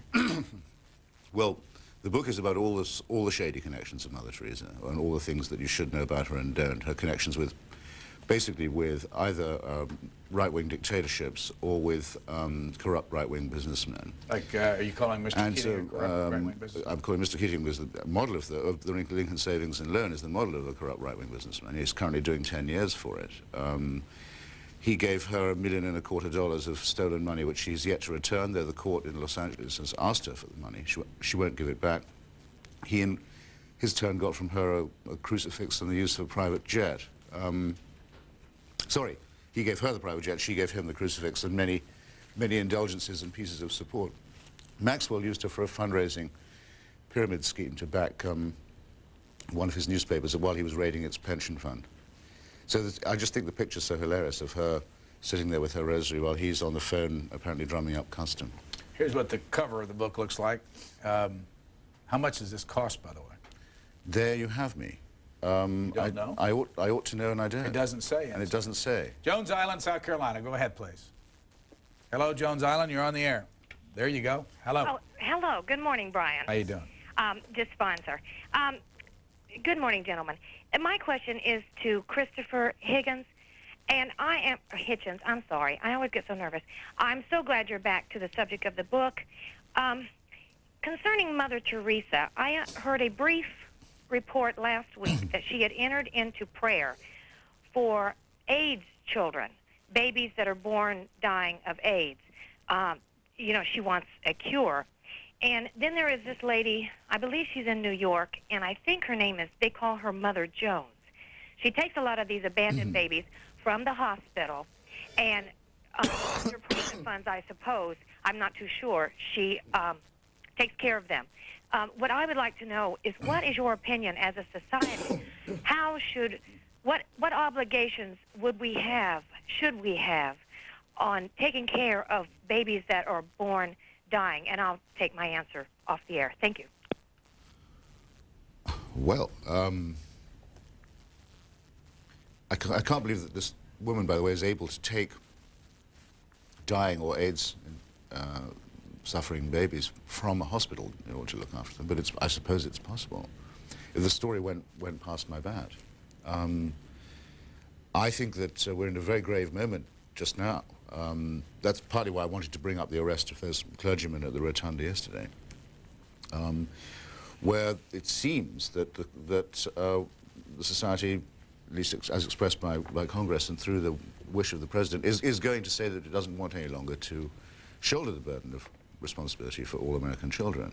I'd like to ask... They're going to cut them off the bottom of the roll. The two of you, what do you think of... I've talked to Christopher Hitchens for years about... There's the price. Yeah, it's $12.95. A snip at the price. What do you think of him being...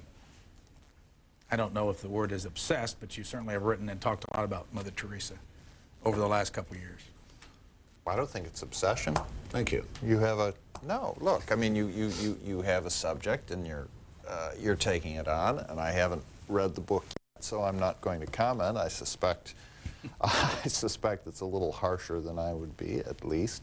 But I wouldn't. If you'd been doing this for 40 years, then we might be getting into obsession. But it keeps on coming up, years, it keeps on coming up. This week, the nastiest thing that Michael Mandelbaum and his co-authors, a critique of Clinton's foreign policy, can find to say about it is that it's the foreign policy of Mother Teresa. In other words, by which they mean, or think they mean, that it's naive to the point of being too charitable. Of course, what I argue about Mother Teresa is that she's the reverse of that.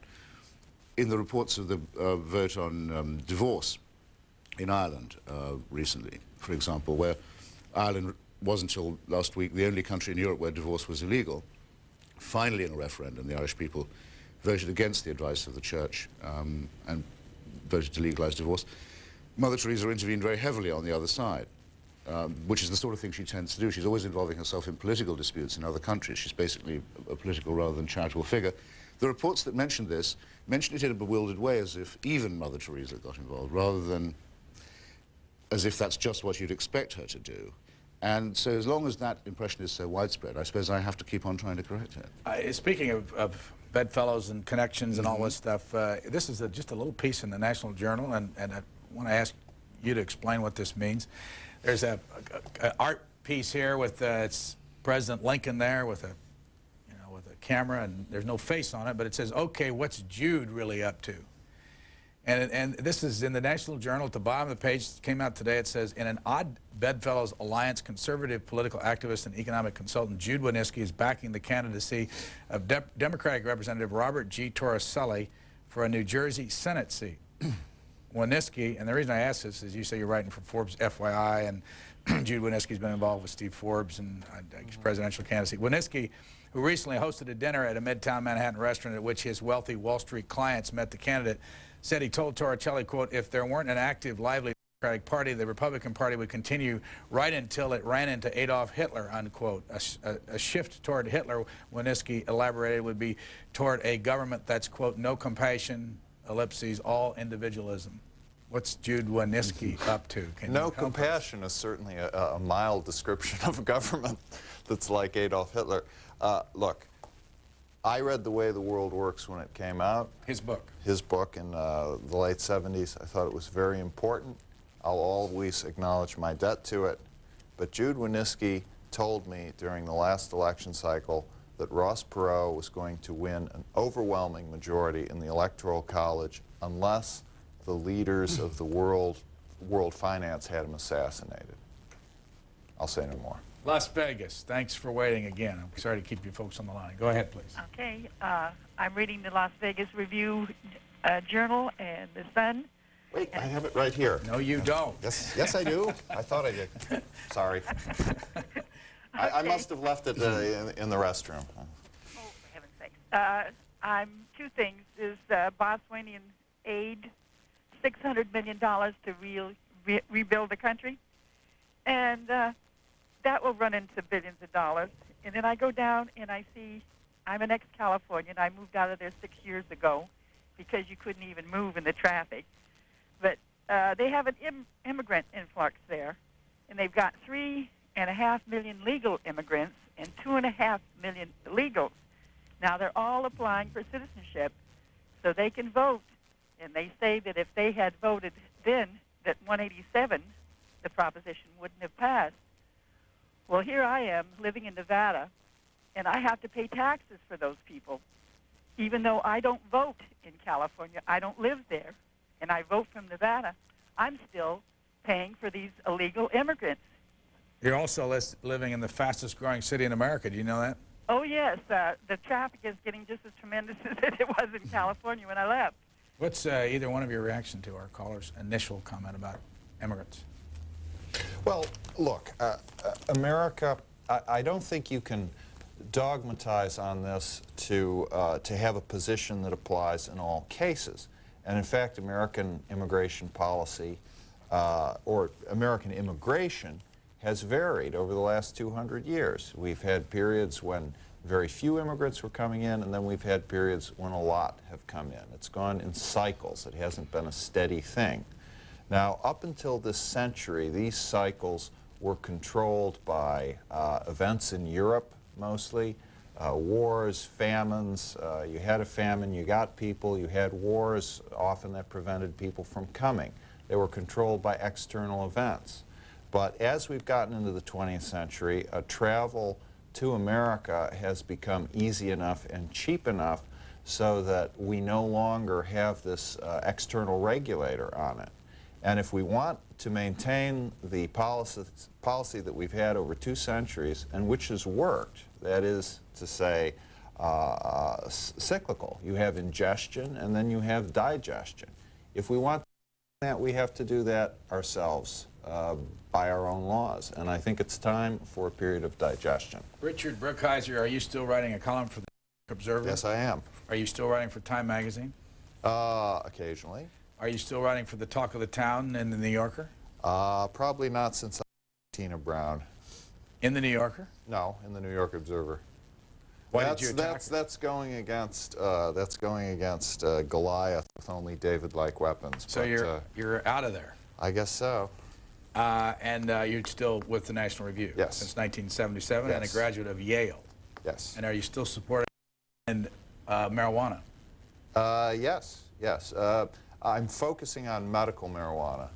I mean, I have opinions on all the drug laws, but since I had cancer years ago and course of chemotherapy, and marijuana is very effective against the nausea, and I think it's insane that people are unable to get it for medical purposes. What kind did you have?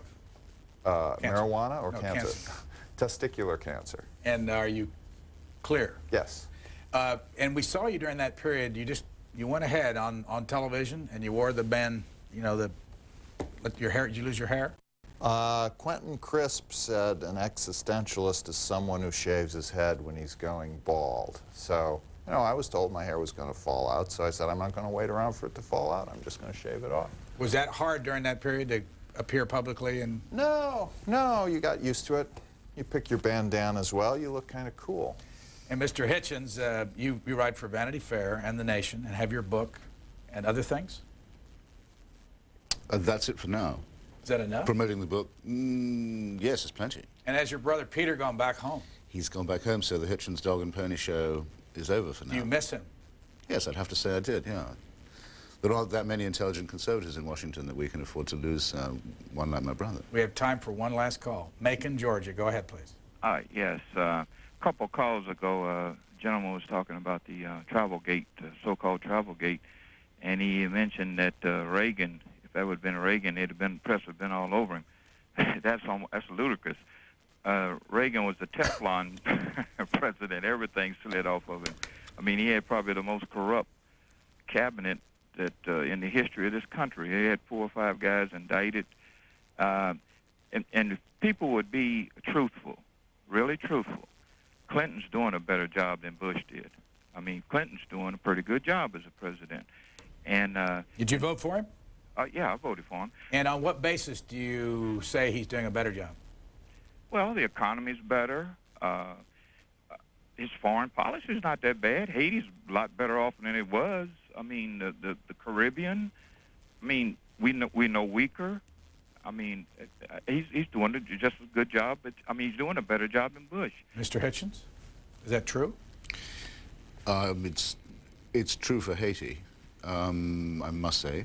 But people who think of politics in terms of lesser evil, I think, have to accept all the logical and probable consequences of what they believe. And I don't believe any Republican administration would have dared do what the Clinton administration is doing about welfare, especially as it affects children. I think they would have been so afraid of what the Democrats would have said and maybe done about it. There's some jobs so dirty only a Democratic administration can do them, and that is part of the lesser evil calculus, unfortunately. It's the thing that people usually leave out. But everything you said about Reagan is, of course, completely true. Mr. Brookhiser? Well, the reason Reagan had Teflon was not that he was charming or that he gave a good speech. It was that he had ideas and beliefs that were consistent over 30 or 40 years. People knew where he stood. A lot of people disliked it, like the caller, presumably. A majority liked it. And so he kept ahead, he kept forging ahead, and people were willing to cut him a lot of slack. This book, Founding Father, Rediscovering George Washington by Richard Brookhiser, on the bookshelves, in the stores, in February 22nd. A magic easy to remember day in American history. And this book is out there now. It's Mother Teresa, The Missionary Position. Did you name this book, by the way? Yes. $12.95 in the bookstores. It was either that or Sacred Cow, and I thought Sacred Cow would be in bad taste. Christopher Hitchens and Richard Brookhiser, thank you both. Thank you. We'll pause here for a moment.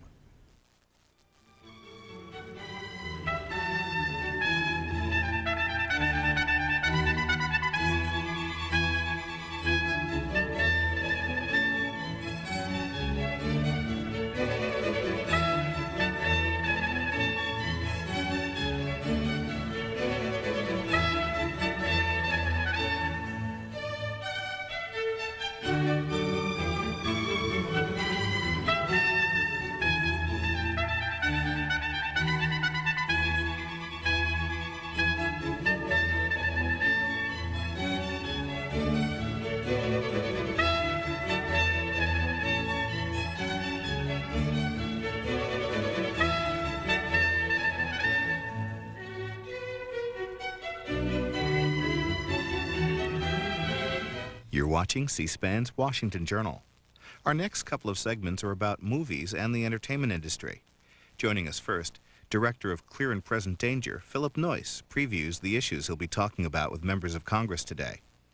Also, Connecticut Senator Joseph Lieberman looks at the topic of morals in the entertainment industry.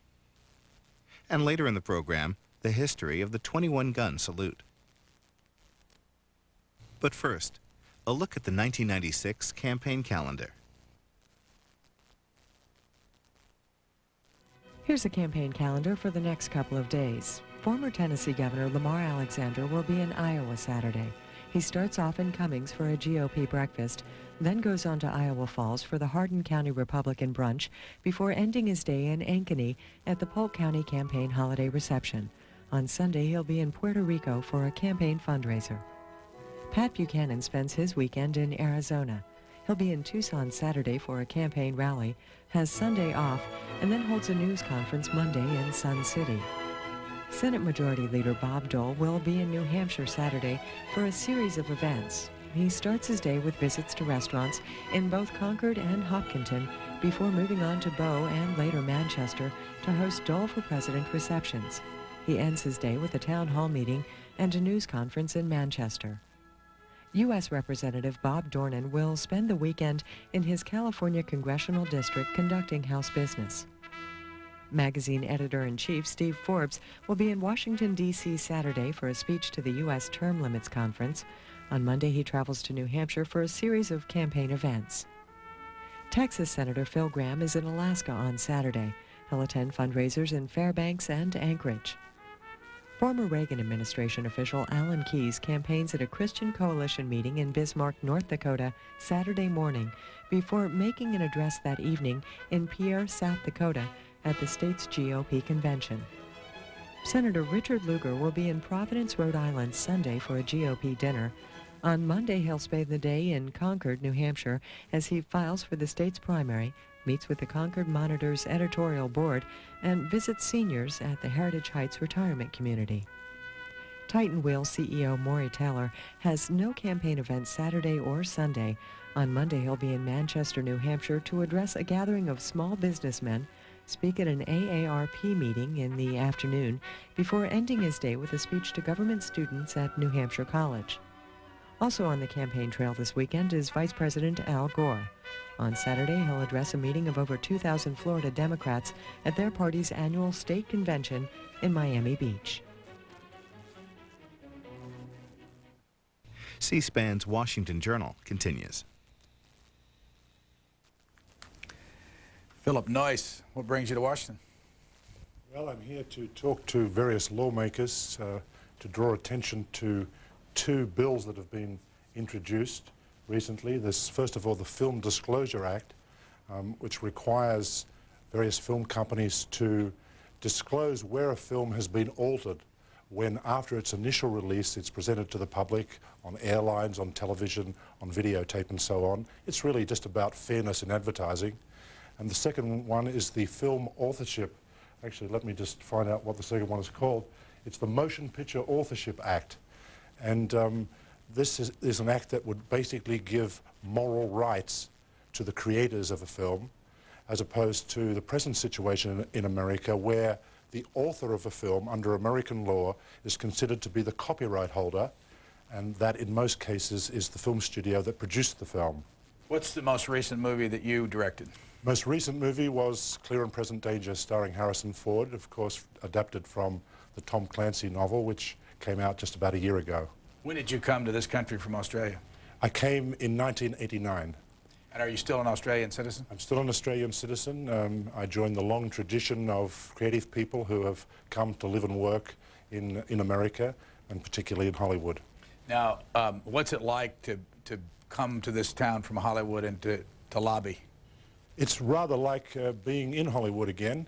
Of course, it's a one-industry town, and people have the same passions. It's really quite exciting to be part of the whole process. Of course, my film Clear and Present Danger dealt with executive power and its use and abuse, so it's a subject that's quite close to me. There's a film out right now that a lot of Washingtonians are watching or seeing called The American President. Mm-hmm. Have you seen that movie? Yes, yes. Starring Annette Michael Bening. Douglas and Annette Bening, yes. We got a clip of it. I just want to show a little bit of it and get your comment on politics in Washington. All here, Mr. President. Okay, first of all, I wanted to say congratulations. 3 years ago, we were elected to the White House by one of the narrowest margins in history. And today, Kodak here tells us 63% of registered voters think we're doing a good job. Wait a second. You wanted me to poll registered voters? But the poll also tells us what we already know. We don't get our crime bill through Congress. Those numbers are going to be a memory. So starting today, we're shifting it into gear. Can I tell my morning press gaggle that gun control is... Crime control, Robin. Gun control means we're wimps and we're soft on crime. Well, hang on. Are we not... Lewis, please. Are we not putting back the handgun restrictions? No, we're leaving them out. Mr. President, we campaigned on this issue. I understand we took them out when we were in the low 40s, but we could push it through now. After the elections, Lewis. We may never have an opportunity like this again. So let's take this 63% out for a spin. Let's see what it could do. We can't take it out for a spin. We need it to get reelected. For reasons passing understanding, people do not relate guns to gun-related crime. Michael J. Fox is supposedly playing the part of George Stephanopoulos. And I remember a quote, because we talked about it on this program, from Wendy Wasserstein. Do you know her? No. Someone from your area of the world out there in Hollywood who said that the American presidency is what the liberals wanted the Bill Clinton administration to be, something like that. I hope I'm not misquoting her. Do people in Hollywood try, in your movie, Clear and Present Danger, try to affect the nation through movies politically? Yes. of course.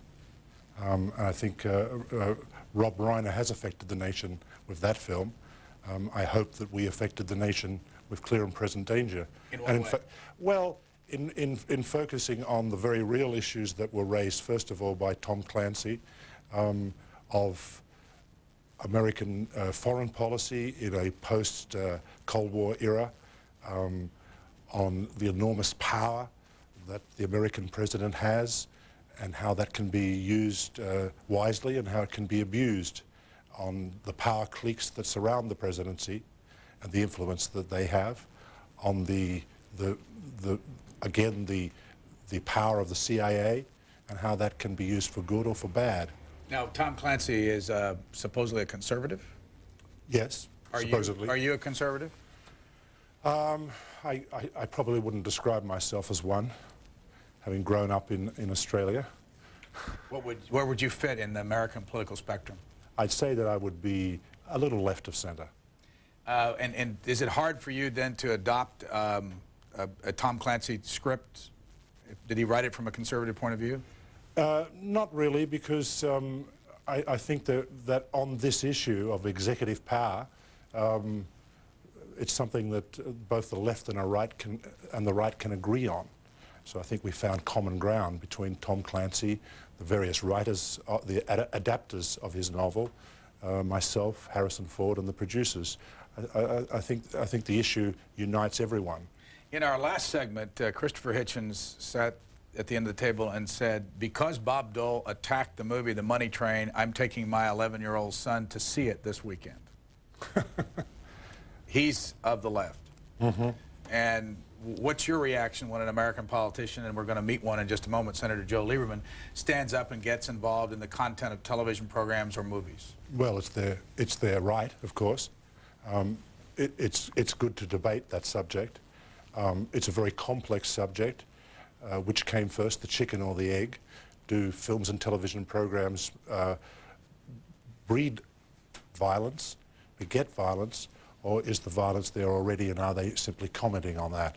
Of course, with the case of the Money Train incident, where some token sellers in the New York subway were sprayed with an inflammable liquid that was then ignited, there had been several attacks of this nature over the last couple of years, even before the film came out.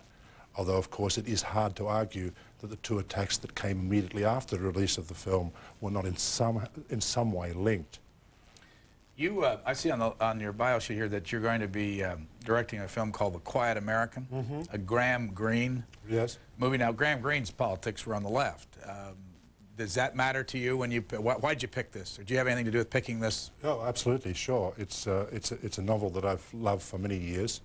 I was actually recently traveling around in Vietnam and visiting the Ho Chi Minh Museum in Hanoi, which I found a little boring. So I repurchased a copy of The Quiet American and later read it and found how prophetic it was, how extraordinary Graham Greene was to have been able in the early 50s to have predicted the whole tragedy, the debacle of the Vietnam War, the American Vietnam War, even before it happened. When's that movie coming out? Well, we'll start shooting at the beginning of 1997 for Paramount Pictures. Senator Lieberman, what are we doing talking about movies this morning and television shows? How did you get us into all this? It's not my fault. No, it's actually a very interesting topic, and I guess what we're doing, talking about it, is coming from a concern that we have that the culture affects our values, and our values affect the life that we lead here. I agree with what Mr. Noyce has said, if I heard it correctly, which is, or let me answer the question he raised. I don't think that the entertainment culture creates the violence. The violence is in us. It's part of our natures, but unfortunately, depending on how the entertainment culture, which is so powerful and influential on people, how that is used can really expand the violence, or in another sense, the sexual abnormality or even sexual violence in our society. And that's part of why Bill Bennett and Sam Nunn and I and others are beginning to talk about these questions. We talk about them with some sensitivity because we're very mindful and sensitive to not getting into censorship. Can you hear me, Senator Lieberman? Yes. I'm sorry, we just lost you for a moment. Oh, okay. Go ahead. No, okay. We always talk about these questions as public officials with some sensitivity, not wanting to get into censorship. On the other hand, particularly in our effort to curb some of the worst of television, and particularly trash talk television, I feel that we're speaking for the great majority of people that we represent who feel powerless to affect the garbage that's coming into their house and on some of these TV shows, and really want us to speak for them. In this morning's New York Times, there's a piece here that says talk show critics urge boycott of programs by advertisers. And it says that you cut an advertisement for television. You'd accused the Mars folks of supporting some of these talk shows, and then you had to cut another one. How'd you get into that? Well, as I understand this, and I'm a level removed from how that all happened, we basically looked at the entertainment industry or advertising industry reports on who was placing most ads on the talk TV shows, and the one that we knew that had announced that it had pulled back was Procter & Gamble, which we appreciate. It was the largest advertiser.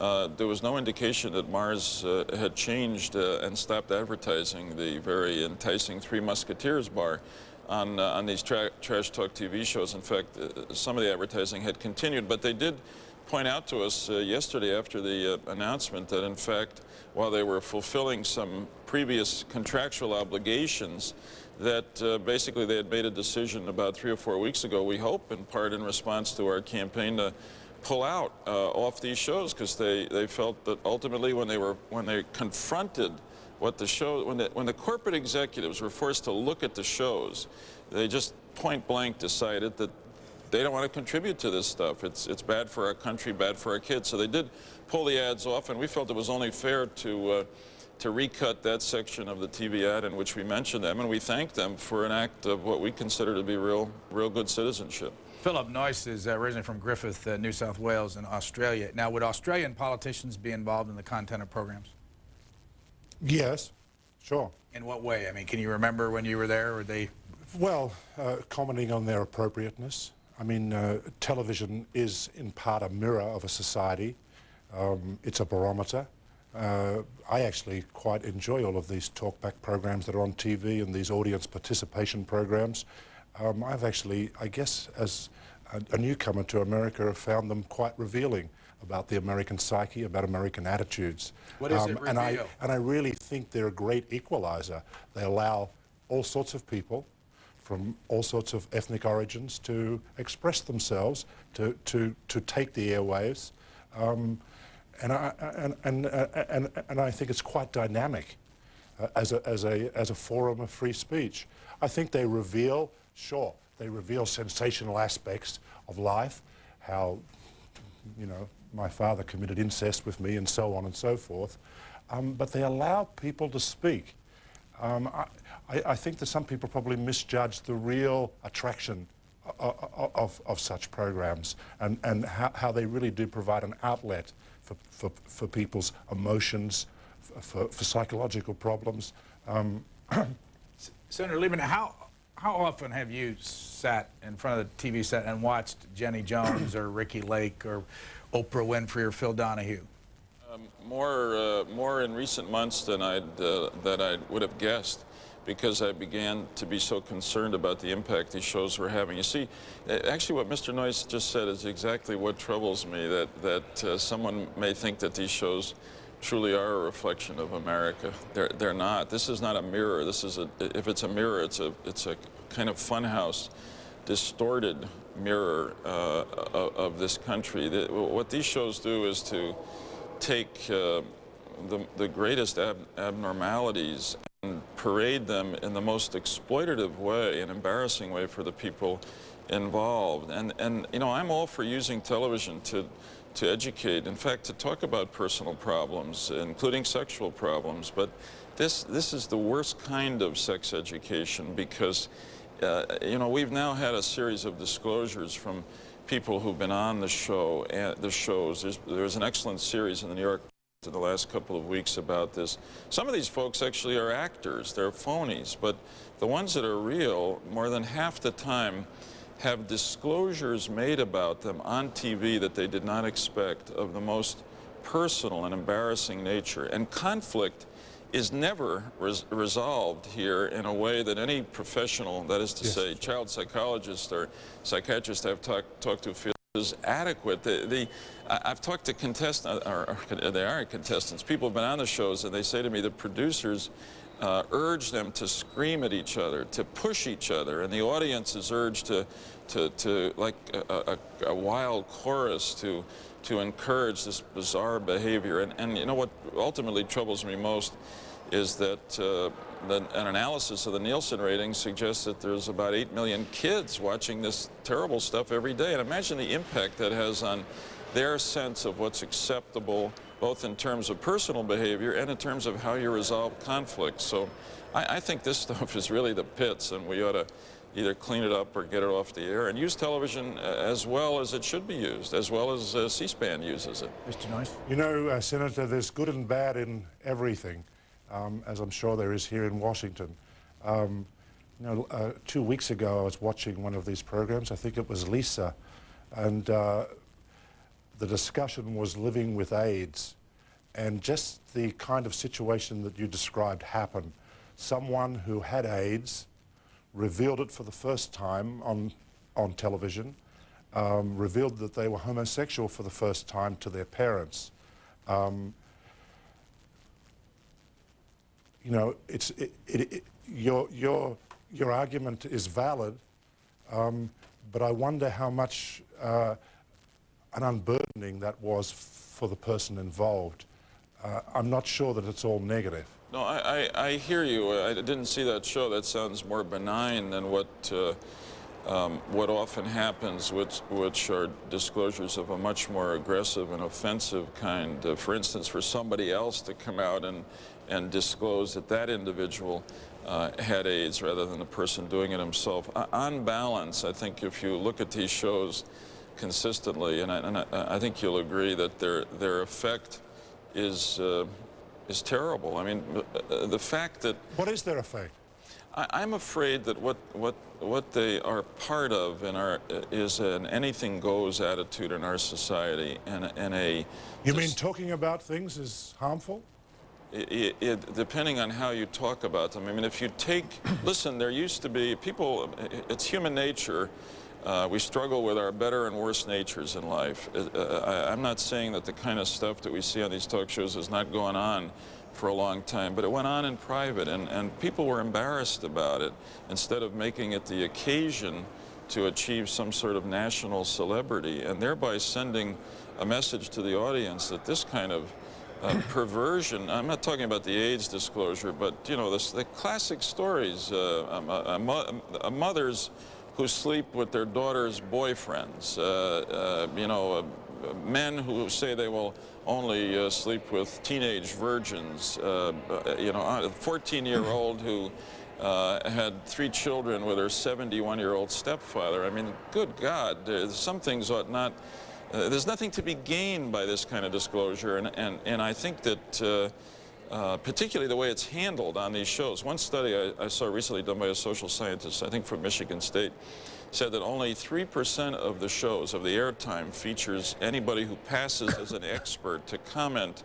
on on what's happening. I mean, these shows have really become a kind of combination of professional wrestling, which is phony, and a national freak show, and they're just, I don't think they do any good. Again, I'm all for shows that talk about sensitive subjects and do it in a way that can be helpful to people who have these problems. The topic you described of a homosexual man who has AIDS, disclosing that to his parents, I mean, if done in a thoughtful way, that can be very constructive for a lot of other people who are watching it. But believe me, that's not the norm on these shows. Senator Lieberman is over at the Russell Building there in the Rotunda, and Philip Noyce is here in our studios, and we have a caller waiting. Let me grab it, and we'll get you a response here, Mr. Noyce. We go to Marathon, Florida. Go ahead, please. Yes, Senator Lieberman, the ultimate perversion is this you talk about Hollywood and their effect on our culture. What about this latest coming attraction from Washington,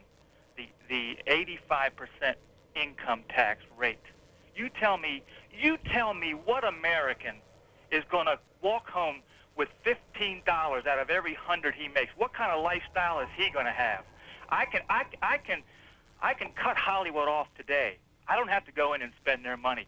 You're going to have a bureaucrat behind every citizen over their shoulder to make sure you get your 85% of what they make. You should get back. You shouldn't even show your face on television. You know? All right, caller, thanks. I think we got the message rather strong. See the cathartic effect that thoughtful television can have for people who are watching.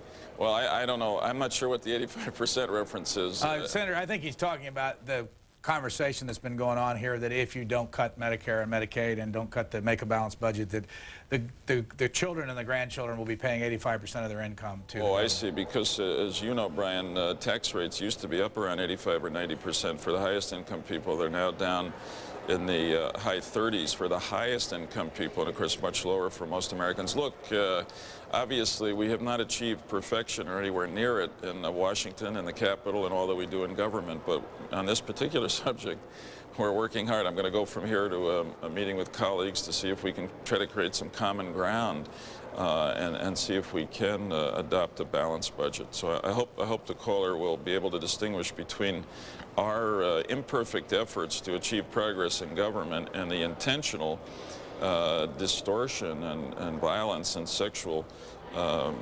extremes that are part of the trash talk TV shows. Mr. Noyce, we haven't heard from you in for a moment. Any reaction to what Senator Lieberman said earlier about all this? I mean, are you on which subject? Changing your mind at all? Not on the budget, but on the... Talkback television is not really my field, although I must say I What about when Senator Dole stands up and says, don't go to the money train? I mean, what if senators and congressmen stood up and said, don't go see clear and present danger? What would your reaction be to that? They have a right to say that. It's up to the audience to decide. You know, as one of the previous people on this program said, maybe they're drawing attention to the violence and to the issue by even speaking up about it, but nevertheless I think they should. It's a complex issue. Do you have any sense of, if you were to poll Hollywood and people that live out there, how many would be big fans of Bill Clinton and how many would be fans of the Republicans? You ever gotten any sense of... I would say that it's probably more Democrats than Republicans. Las Vegas, go ahead, please. Yes, good morning. Thanks a lot for your program, C-SPAN. I really enjoy them. Welcome. To the Senator, I'm disabled and a shut-in, so I watch quite a few of these shows on TV. But I know when to click them off because of the subjects. Now, take the ones where they get a reunited family. You haven't seen a father for 25 years, and they get them together. Things like that. Or a host who rescues a teenage prostitute and gets her away from her pimp, and then gets her into counseling and reunites her with the parents. Things like that. Now, I'll watch those type. The ones you're talking about, the absurd ones, there's a little black box I have with a little button on it, and it goes right past that channel when I see what the subject is going to be. So some people are discriminating themselves, and then those that want to boycott, of course, can go ahead and boycott. I just thought I'd like to let you know that. Yeah, I very much appreciate what the caller has said, because this is the other side of the effort that Bill Bennett and Sam Nunn and I are making, and because it's, I suppose, a little less controversial, it doesn't get as much attention. When we talk about citizenship as opposed to censorship, we're also making an appeal to those who are watching these shows to consider what the impact is on themselves, on their kids if they're around, and on society by the fact that their viewing is helping to support the shows. And the caller is frankly doing exactly what I hope more people will do, and I think if they do, then there'll be better stuff on these shows. The responsibility here is on both sides. The difficult point, some people say to me, well, what are you raising these questions for? People can just turn it off if they don't want to see it. The problem area for me is the kids, many of whom are home without a parent, and therefore do not have the influence on them to turn it off, and therefore I think we've got a right to say that this stuff, that there ought to be some self-regulation here by the producers of the shows, and then ultimately, if not them, by the advertisers. But again, I think television has extraordinary potential because it is so personal. It's right in the living room, right in the bedroom, right in the family room, to educate and deal with thoughtful problems. And the choices the caller is making sound to me like just the right ones. Mr. Noyce, one of our biggest exports is movies around the world, American. Does it have much of an impact, like in a country like Australia? You saw the movies coming in over there. Do people in Australia think that this society is like our movies? Yes. And is it our society like our movies? Yes, it is, unfortunately. I think, you know, American movies by and large are a mirror. They do reflect what's happening. That said, of course, we must remember that the top box office movie of the last weekend was Toy Story, nothing to do with violence. And for every violent movie, there's one that has completely the opposite values. Senator Lieberman, as you know, I can't remember where I've heard this, but I know people raised, either on this show or some show, the fact that you appear on the Don Imus radio show from time to time. Yeah. And as you know, we've simulcast him here, that he comes right up to the edge, and sometimes in some people's mind goes over the edge when it comes to taste. And he takes on people that criticize him for the satire that he uses. Does that give you any pause that you appear on that show? Not ultimately a little pause, but not more than a pause, because I think the Imus show is so different from the trash talk TV shows. First off, he does he occasionally get what I would call naughty? Yeah, he does. But so much of what he does is extraordinarily funny and brilliant satire.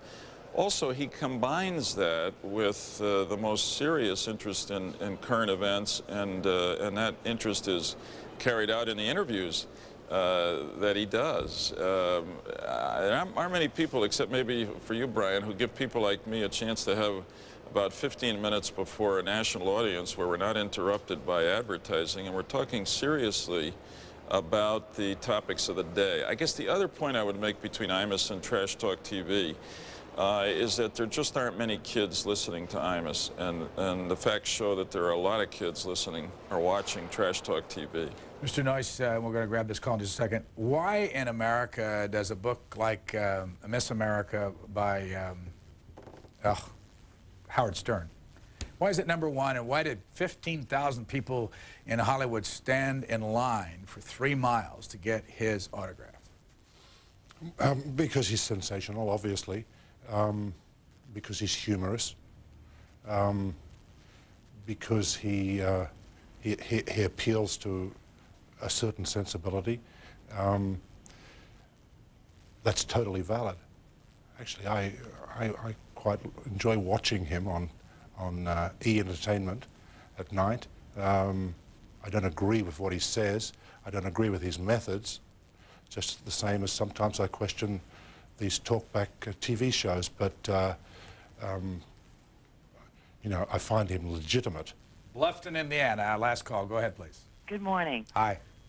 Is Senator Lieberman still there? He is. Yeah. I appreciate so much your efforts in doing something about this. I also use my remote control. I've burned up more batteries than you can imagine. But just last night, I was flipping through. This is an example, I think, of what is absurd. Last night, I was flipping through, and a Richard Bay has a show. The topic was extramarital affairs. Right. These women and their husbands were sitting there. I think there were about 5 couples. The women brought on the evidence: panties, bras, condoms that they had found, all this evidence. Then Richard Bay had 2 women over on the side dressed up as Lucy and Ethel with blenders, and they were blending this concoction of sardines, canned beets, prune juice, and the men had to drink this concoction to prove to their wives that they loved them and that they were sorry. Caller, can I ask you a question? Yes. Why didn't that remote control go off last night when you were watching this? I watched one couple. I didn't watch each couple. Why did you watch one couple? I couldn't believe my eyes, I guess. And I watched one. I wanted to see what the deal was. I thought, what in the world are these women dressed up as, and what are they mixing? And I watched one. Then they drugged this one man over there and forced him to drink it, and that's when my remote control went. Yeah, but they got you, though, didn't they? No, I could have sat there and watched all 5 couples. Did you wait for a commercial break? Nope. Nope. My husband and I said, that's the most ridiculous thing I've ever seen in my life. And what good did that do society? That I could just see women all over this country going for the blender. Thanks. Let me ask, I'll get to Senator Lieberman in just a second. What's your reaction to this call, Mr. Noyce? It sounds like she enjoyed it a lot. Senator Lieberman?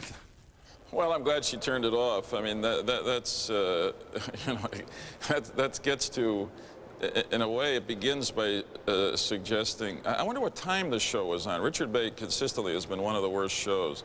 It seems to me that it got to a point where it was not only disclosure, and of course, I wouldn't want a child watching that show. That's the main point I'd make here. If it was on later at night, it sounds to me like it was inappropriate. Although the business with the blender sounds actually to be pretty funny, and getting off on a kind of satire itself. Senator, last question. I'll let you go. Do you ever see legislation on this?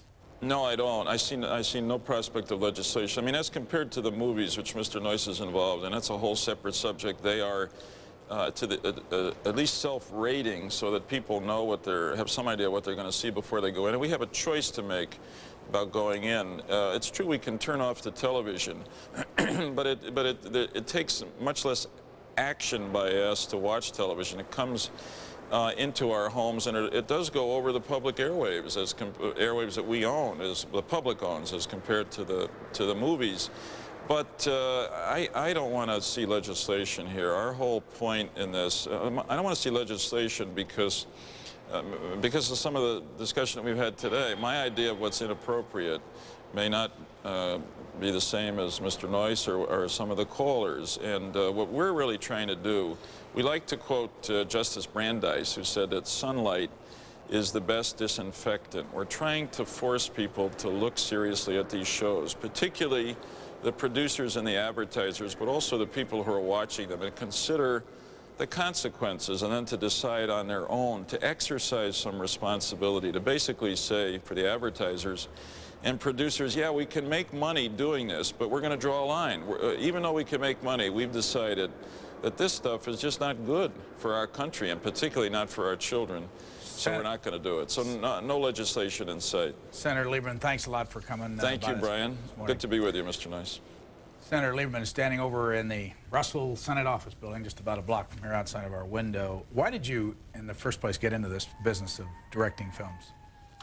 Well, I think it was actually watching American movies, particularly at the time what were called underground movies, movies made outside the studio system, made by film artists with very little money, made as self-expression, simply because here was a different type of film, and a film that I thought I could make, one that was made not for $10 million, but for $100. But American movies, essentially. How much did it cost you to make Clear and Present Danger? $60 million. 60 million? 60 million. Yeah. How much did the film generate? Well, I guess at the worldwide box office, about 220 million, and probably the same again in video rentals, video purchases. Do you think, in other words, double that? Yes. Before it's over, it'll be a $500 million film? Yes. And you get 20% of that? No. Let's grab a call. Undoubtedly, I want to talk about this. Tampa, Florida. Go ahead, please. Good morning. Hi. Everyone I've talked to about this subject seems to come to the same conclusion, and that is that a majority of Americans would probably be satisfied if these controversial shows were aired at a time appropriate, like, say, after 10 o'clock at night. And so why can't we ask the networks and syndicators to rate their programs for general audiences and mature audiences and air them when most youngsters are going to bed and not when they've just gotten off the school bus. Caller, thanks for the call. By the way, where's that accent from? Caller? He's gone. Does that sound like Australian or British to you? It actually sounded somewhere down in the south. Am I wrong? Or No, maybe he's from South Africa. No, I don't know where he's from. Anyway, what's your reaction to the time thing? Would you think people would feel better if all these programs were shoved after 10 o'clock at night? Well, you know, I can't understand the outrage, to tell you the truth. I find all the programs that I've seen to be quite benign and actually quite healthy. They are ridiculous, but you know, not really offensive. Do you see and certainly not harmful. Do you see the same kinds of programs in Australia? Yes, of course, because we import them from America. Do they make them over there at all? Yeah, yeah. Are people following your example? Detroit, you're next. Hello, Detroit. Yes. What's on your mind?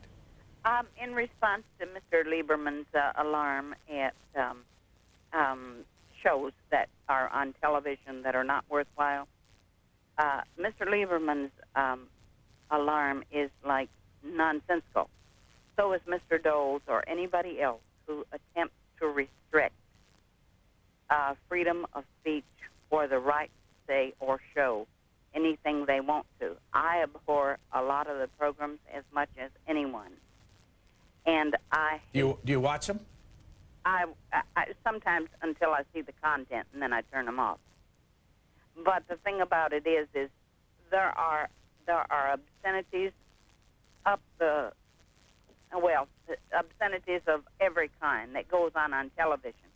But it is the responsibility of every individual to either turn that off or forget about it. All right, thanks. Back to the movie business for a minute. You came to town to lobby today. Is this something you've done before? No. No, I've always come before on research trips. And how did you get here? Is this your idea, or is it a motion picture? No, it's a trip that's sponsored by the Artists' Rights Foundation and the Directors Guild of America. It's to draw attention to these two proposed bills. And who sets up the meetings? A combination of the Artists' Rights Foundation and the Directors Guild. Do you know yet who you're going to meet with? Sure. Who? Well, I really shouldn't mention, because I'm sure there'll be a lobbyist from the Motion Picture Association of America right on my heels as soon as I give my itinerary out. So the owners won't be happy with what you're doing? Well, it's an ongoing argument, you know. The studios claim that, for example, if you label the changes that have been made to a film, for example, on its video release, then you're going to discourage people from buying the film. We would argue that it's only fair to let the consumer know what he or she is buying. What was the clear and present danger rated? PG-13. Now, on a PG-13, would they have to change it for an airline trip? Yes. What would they take out? Well, they have a funny ruling on airlines. You've got to take out any shots of airliners in distress or planes in distress. I guess it probably causes emotional upheaval to the passengers. So there was a shot of a drug smuggler's plane being blown up by some American soldiers, and that was taken out with my permission. Whose rule is that? I believe it's a combination of the airlines. So it's not the Federal Aviation Authority? No. Olathe, Kansas, you're next. Hi, Brian. Hi. I guess you just touched on my concern more than the types of things that are on TV right now or even in the movie theaters, because I think that's a matter of supply and demand, and the market gets oversaturated with trash TV or slasher movies or any type of movie like that or program like that. They get overdone, and the public gets tired of it, and they just begin to walk away from them. But what I guess concerns me the most is the rating system. I feel that that's still not doing the job, and that's probably, in terms of the youth, I think that's probably more destructive than anything else. And do you mean the rating system on television or for movies? I think the rating system on movies, as far as TV, I think that the mood of the country, even among people who would call themselves left of center, they're beginning to feel uncomfortable enough that I think there is a change, for example, in some of the sitcoms where you might have had young children speaking back to their parents in a way that was just coming across as disrespectful. And of course, the writer thought it was cute or whatever, but I think, that already you're beginning to see some changes in the sitcoms, for example, and some of the violence is toning down to a certain degree. Caller, let me interrupt to ask you about the rating system. The ratings for the movies are done by the movies. I mean, by the MPAA, the rating board. It's a self-censorship. Yeah. Do you know how they do that, and do you trust them? Are you talking to me? Yeah. I think it's just industry, isn't it, that establishes the rating, and what I'm saying is no, I don't think their self-policing is strong enough. They should. Can you give us some examples? Well, for example, some of the movies, the Arnold Schwarzenegger movies, I remember taking my nephew to see Terminator. That was the only one of those that I had ever seen, but he wanted to go see that so badly. And he was in town visiting with me, so I took him. And he was about, I think he was around 12 years old. And there was a point in there where the action and the violence and everything was just happening so fast. And the poor kid, I was riveted to the screen, but he actually got up. I didn't even notice him get up, and he left the theater and went to the bathroom. And when he came back, he was just, it was almost too much for him. So I don't know what the answer is. But do you think that harmed him in any way? I mean, I can remember seeing a film when I was a kid, about 8, about an elephant stampede in India, and it's haunted me ever since, but I'm not sure it actually has harmed me. No, I probably agree with you on that, because I can remember some of those movies, sticking with me for a long time when I was a kid. Caller, would it have mattered what the rating? I mean, the rating on that couldn't have been. It was PG-13. Oh no, it was R. It was R. Yeah. What were you doing taking your kid to an R film? An irresponsible parent. I don't think those Terminator movies were. I think they were. I think Arnold Schwarzenegger mentioned to me quite recently that his films were all R up until The Last Action Hero. So actually, maybe you should have paid more attention to the rating yourself. Yeah, it was me. I must have been a bad aunt that day. Caller, thanks. We're going to run because we've got only a few minutes. Sounds like she wanted to see it more than a son. Take this call from Del Mar, California, above San Diego. Go ahead, please. As despicable and vulgar and stupid and asinine as much of the idiocy that comes across on television and in the movies is, I speak as a director member of the Directors Guild of America and as a writer and a lawyer, I have to defend absolutely the right of artists to say what they want. There is no guarantee in the Constitution that prevents audiences from absorbing this sort of material if that's what they want as well. But it is their choice, and we should not undermine the Constitution of the United States. And I'm appalled to think that the senators, particularly a Democratic senator, would join up with these kind of fustian ideas. All right, sir, thanks. Let me ask our guest, Philip Noyce, about this story in this morning's New York Times. Time grows short for telecommunications bill. Now, what you're meaning about, does it have anything to do with this bill at all? No, absolutely nothing to do with that bill. Now, when you hear that this bill is going to create billions of change in the communications business in this country, are you excited? You just have to explain the bill to me a bit more. I haven't read the New York Times this morning. About telephone and cable and the explosion and the information highway, and this bill has been under discussion over here for months. And what is it going to break up monopolies? Well, what is it going to do? It's going to let the cable business into the telephone business into the cable business, and people that own more television stations and more radio stations in one company. It goes on and on and on. I mean, is this something... It's divestiture, or...? No, it actually allows more concentration, but less. I see. You can figure that out. The only comment I can make is from a purely technical one, and that is, of course, that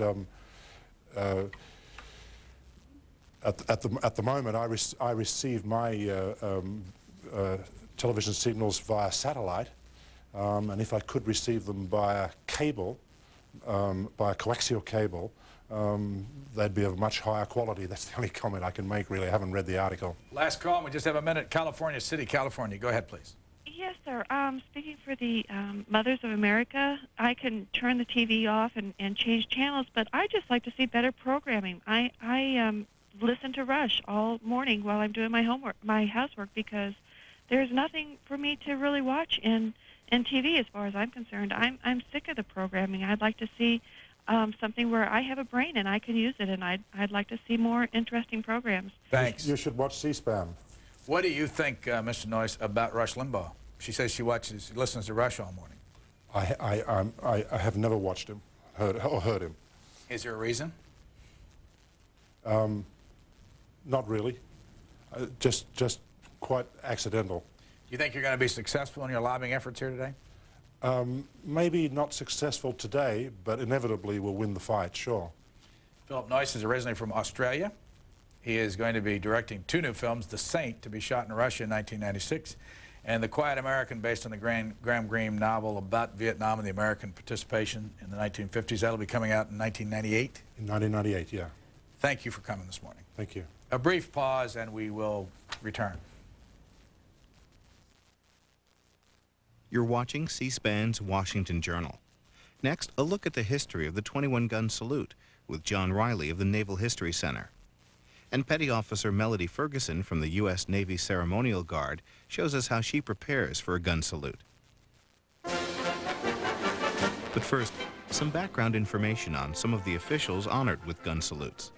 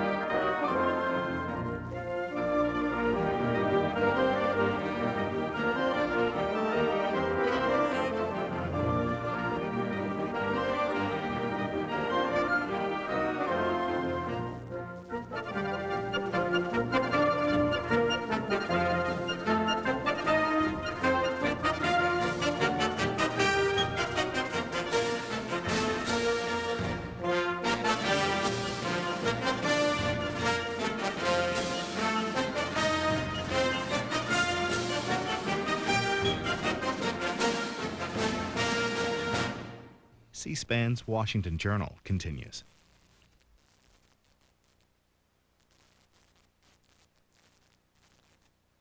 On the screen there this morning is the Navy Yard here in Washington, that we'll call the Washington Navy Yard, and that area we have a live camera out there, and it's Lutzy Field, and there's some Navy guns. We're going to be talking in a few minutes with Melody Ferguson, who is a petty officer in the United States Navy Ceremonial Guard. But first up, James Gordon is on our telephone, who is from Redford, Michigan. Good morning, Mr. Gordon. Can you hear me? Good morning, Brian. I'm looking at a letter that you sent. Actually, I've got a Xerox copy of a letter that you sent. And this is in our segment where we try to answer some of the questions that people have about anything. And in this particular case, you ask about the 21-gun salute. Why do you want to know about that? Well, watching C-SPAN, they cover so many different things, and I noticed that a lot of the times it was just done with rifles. And when President Nixon funeral, they had brought the cannons in. And at Normandy, when they revisit Normandy, the battleship fired its guns. So I just got interested in it. And where is Redford, Michigan, by the way? It's a suburb of Detroit. And what do you do for a living? I'm retired now. What'd you do when you were working? Sheet metal worker. Great. Stay on the line a second. We have John Reilly with us, who's from the ship's history branch of the Naval History Center. Can you tell us why the 21-gun salute and why the big guns versus the small rifles? Yes, sir. You're really dealing with two different things here. Gun salutes, as the Navy knows them, are fired with artillery, one round at a time, 5 seconds apart. And these are done as an honor to a nation or to a distinguished person, say a president or secretary of state, general, admiral, what have you. The rifle volleys that you mentioned are different. They're often referred to of late in press accounts as a quote-unquote 21-gun salute. They're not.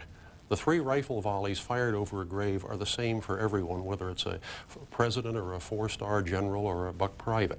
How many times do they fire? They fire 3 volleys, and the firing party, as I understand it, normally consists of 7 riflemen. So it's 21 no matter who it is? It's 21 shots are fired, but that's not the same thing as a 21-gun salute. Mr. Gordon, do you have a question for our guest? Well, I was wondering where it started and why it started. It seems to have started, as far as anyone knows, back about the 14th century when gunpowder first came into being. You know, noise, sound has always been part of human celebration, mourning, the marking of special occasions, singing, shouting, the ringing of bells, playing of music.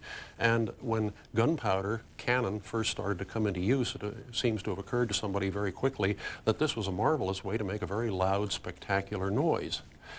You see these mentioned as early as Hamlet talks about them in the final act. There's a nice line in there about, and let the kettle drum to the trumpet speak, the trumpet to the cannoneer without, the cannons to the heavens to the earth. This was very much a part of celebration in those days, or the marking of special occasions. Mr. Gordon, are you surprised it goes all the way back to Hamlet?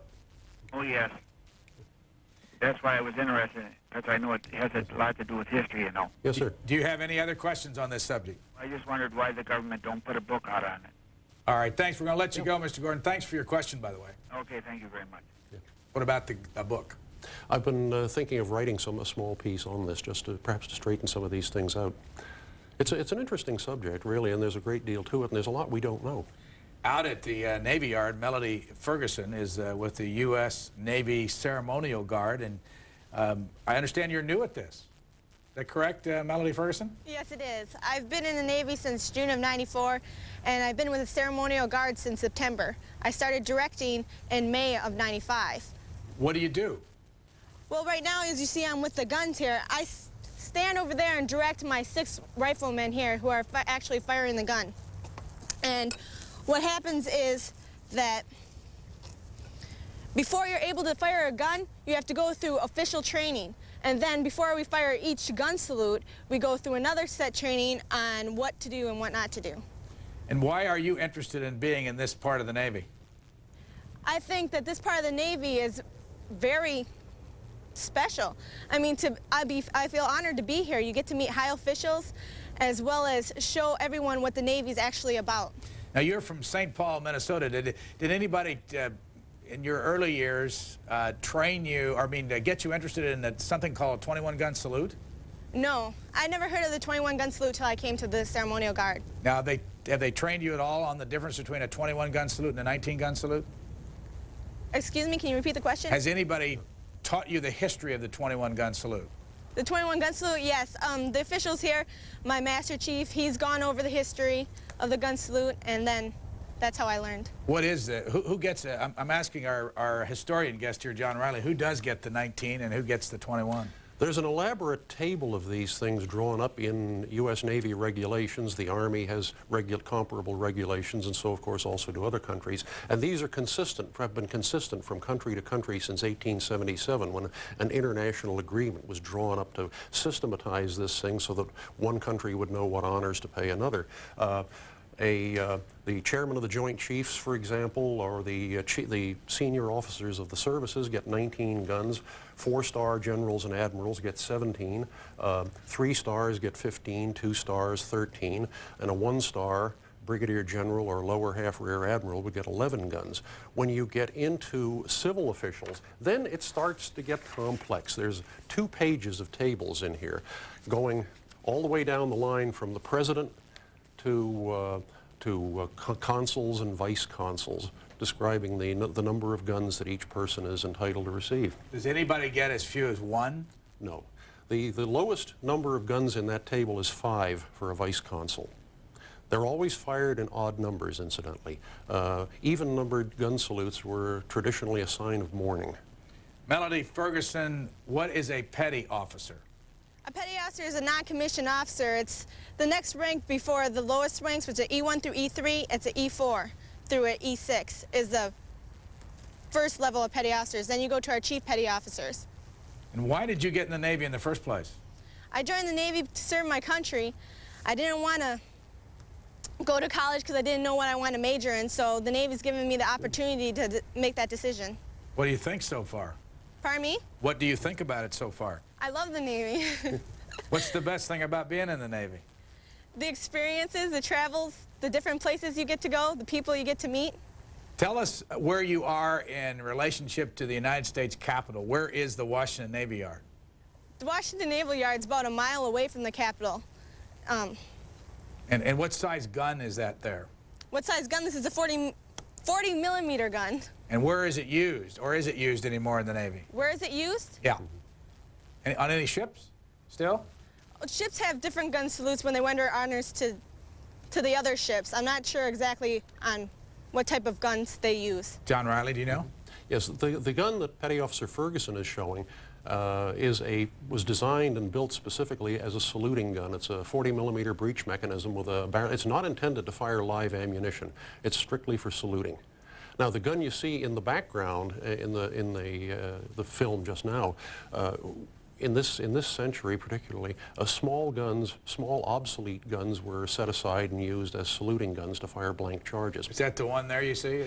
Yes, the one you see, the uncovered gun is one of those current 40 millimeter saluting guns. The gun in the background with a canvas cover over it is a small rapid fire gun used in ships as part of their self-defense armament back toward the turn of the century. John Reilly is originally from Springfield, Massachusetts. He has a history and political science degree from Mount St. Mary's College in what town? Emmitsburg, Maryland. And we have a call from Jacksonville, Florida. Go ahead, please. Yes, my question has to do, I was seeing on the screen there where you had the various ranks and so forth and the guns they got. I had occasion several years ago to attend a funeral of a winner of the Congressional Medal, and he was given the, I didn't count the number of guns, but one thing I did notice in his ceremony at the gravesite, they played both verses of the national anthem. And I was wondering if this gentleman could shed any light on that for me. What do you mean by both verses of the national anthem? Well, verses or? Is that what you said, sir? Yeah, 2 verses. That's unusual for a military. What rank was this gentleman, sir? I'm sorry, he's not on the line any longer. Oh. That's rather unusual. I've never seen that. I don't recall seeing that done. Why did you get into the history business? That's a good question. I majored in it in college. Of course, the month we graduated, a national magazine's lead article was, "Can liberal arts graduates find jobs?" And the answer was no.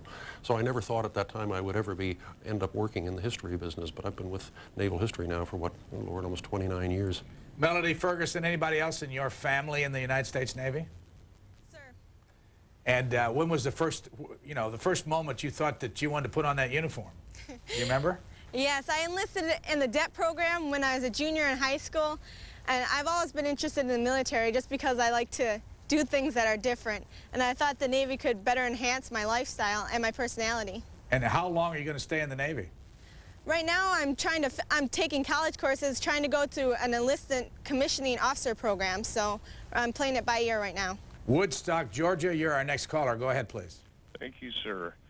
I was told in the Army that a 21-gun salute adds up to 1776, and it was fired in the order of 1776. And then I heard your piece about Hamlet today. Can you please tell me the true story? Is that true? There are innumerable myths and legends and so forth, and what I guess in the Navy you'd call sea stories about gun salutes just as there are about everything else. I have never seen or heard that particular version. And of course the timing of the guns is just a straight 5 seconds across, and apparently has been so for quite a long time. Melody Ferguson, how long do you train to be able to do what you do? To be able to fire the gun or to direct? Either one. To fire the gun. How long do you train before you fire a gun? To fire the gun, you usually take three-hour courses, one explaining the gun, the type of ammunition fired from the gun, and safety hazards. And to direct, you usually have to be a petty officer because then you experience actually firing the gun and you know what's going on. You're an E4? Yes, I am. Omaha, Nebraska. You're our next caller. Go ahead, please. Yes, I'm a Naval Reserve veteran of World War II. I was in the Pacific. I'm reminded of the song from HMS Pinafore by Gilbert and Sullivan. Landsmen all, whoever you may be, if you would rise to the top of the tree, stick close to your desks and never go to sea, and you all may be rulers of the Queen's Navy. You know, falderall, what has this got to do with war or defense? It's taxpayers' money. Mr. Historian?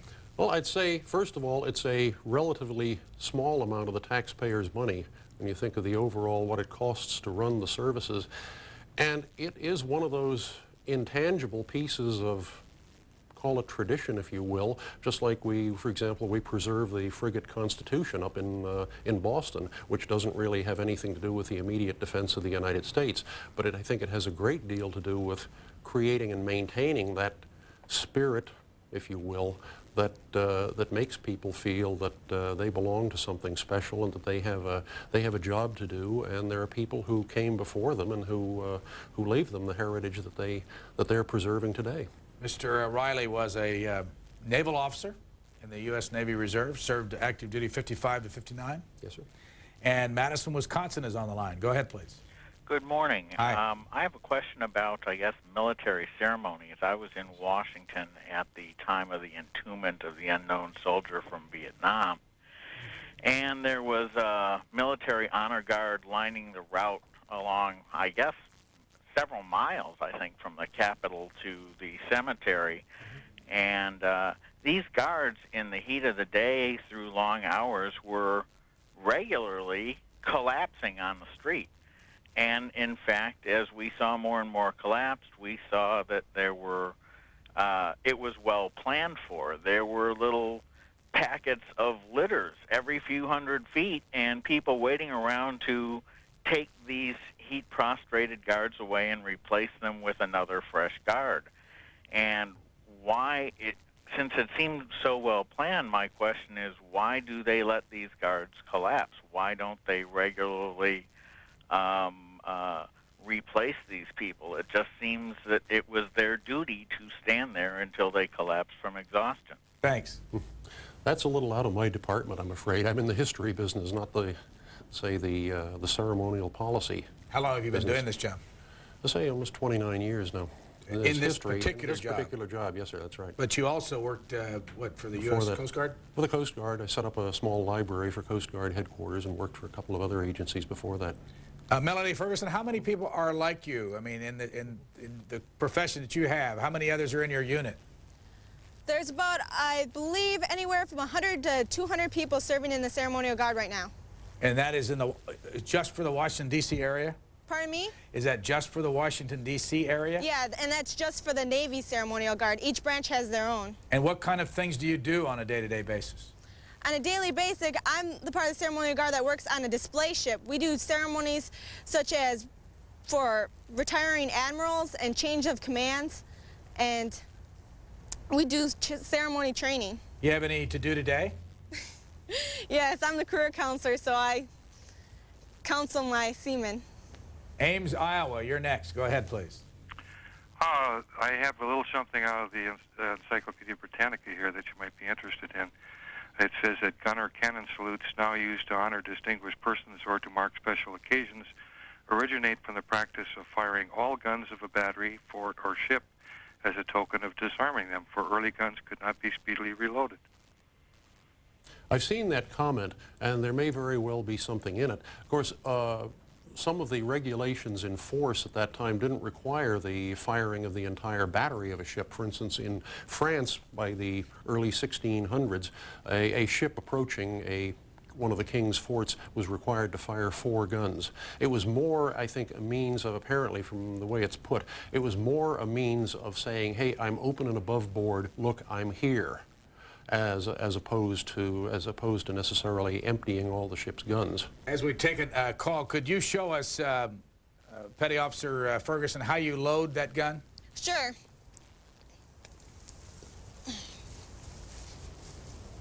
Does that gun actually fire, by the way? Does it fire? Yeah. Yes, it does. It only fires these, which are powder cases. What you do is you stick this in the shaft. You have a person over here, the safety mechanism, and before, I would be standing over there, before it's ready to fire, you pull the safety mechanism and pull down. And how often have you fired one of those guns, do you think? How often? Yeah. Numerous times. Hundreds? Hundreds of times during the summer. Hermiston, Oregon, you're our next caller. Go ahead, please. Hello, Hermiston, you're on the air. Hey. Hi. I've called you before, and I thought you were an old Navy man myself when I first saw you. I am. Attaboy. On page... I spent 22 years in the Army. And when I was a Master Sergeant Presidio, we fired guns, 48 guns on 4th of July, and we used, naturally, shots. But on page 152 of the Almanac is a pretty good history of the World Almanac, and I think the gentleman I'm looking at now probably aware of it. But the history of the personal salutes and honors is quite involved. It goes, right? Can I Yes, speak very, to him? very much so, yes. And that goes into quite detail. And as far as the music being played, we played music both at funerals and honors, and this was right after World War II. And I'm sure that if anybody gets a chance to go to Arlington, I'm sure you have, they really would enjoy not only the ceremonies, the honor guards, and everything that goes with it, but for the average person to understand about 3 shots, 7 men, that goes into detail. But you go all the way through the line, and I hope to meet you someday, go all the way through the line, and that's one of the finest things about being in the service, because no matter where we are, there's also a chance to be honored, alive and dead. Thanks.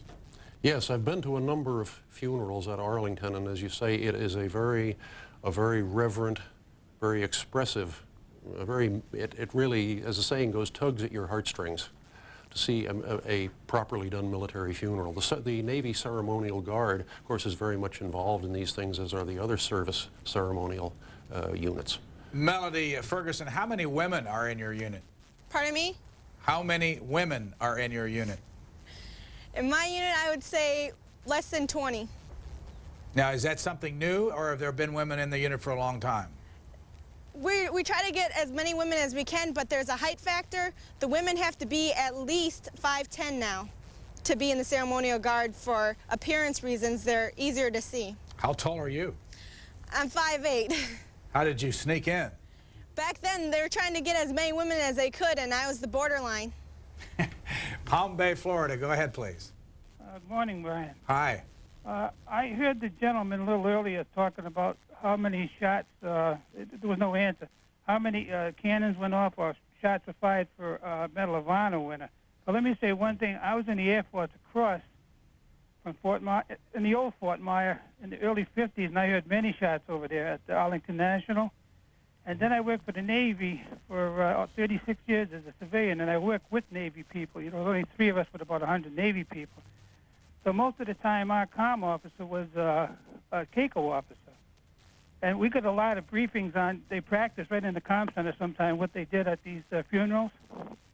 And I knew about the gunshots and all that. I think it was in the Blue Jackets manual.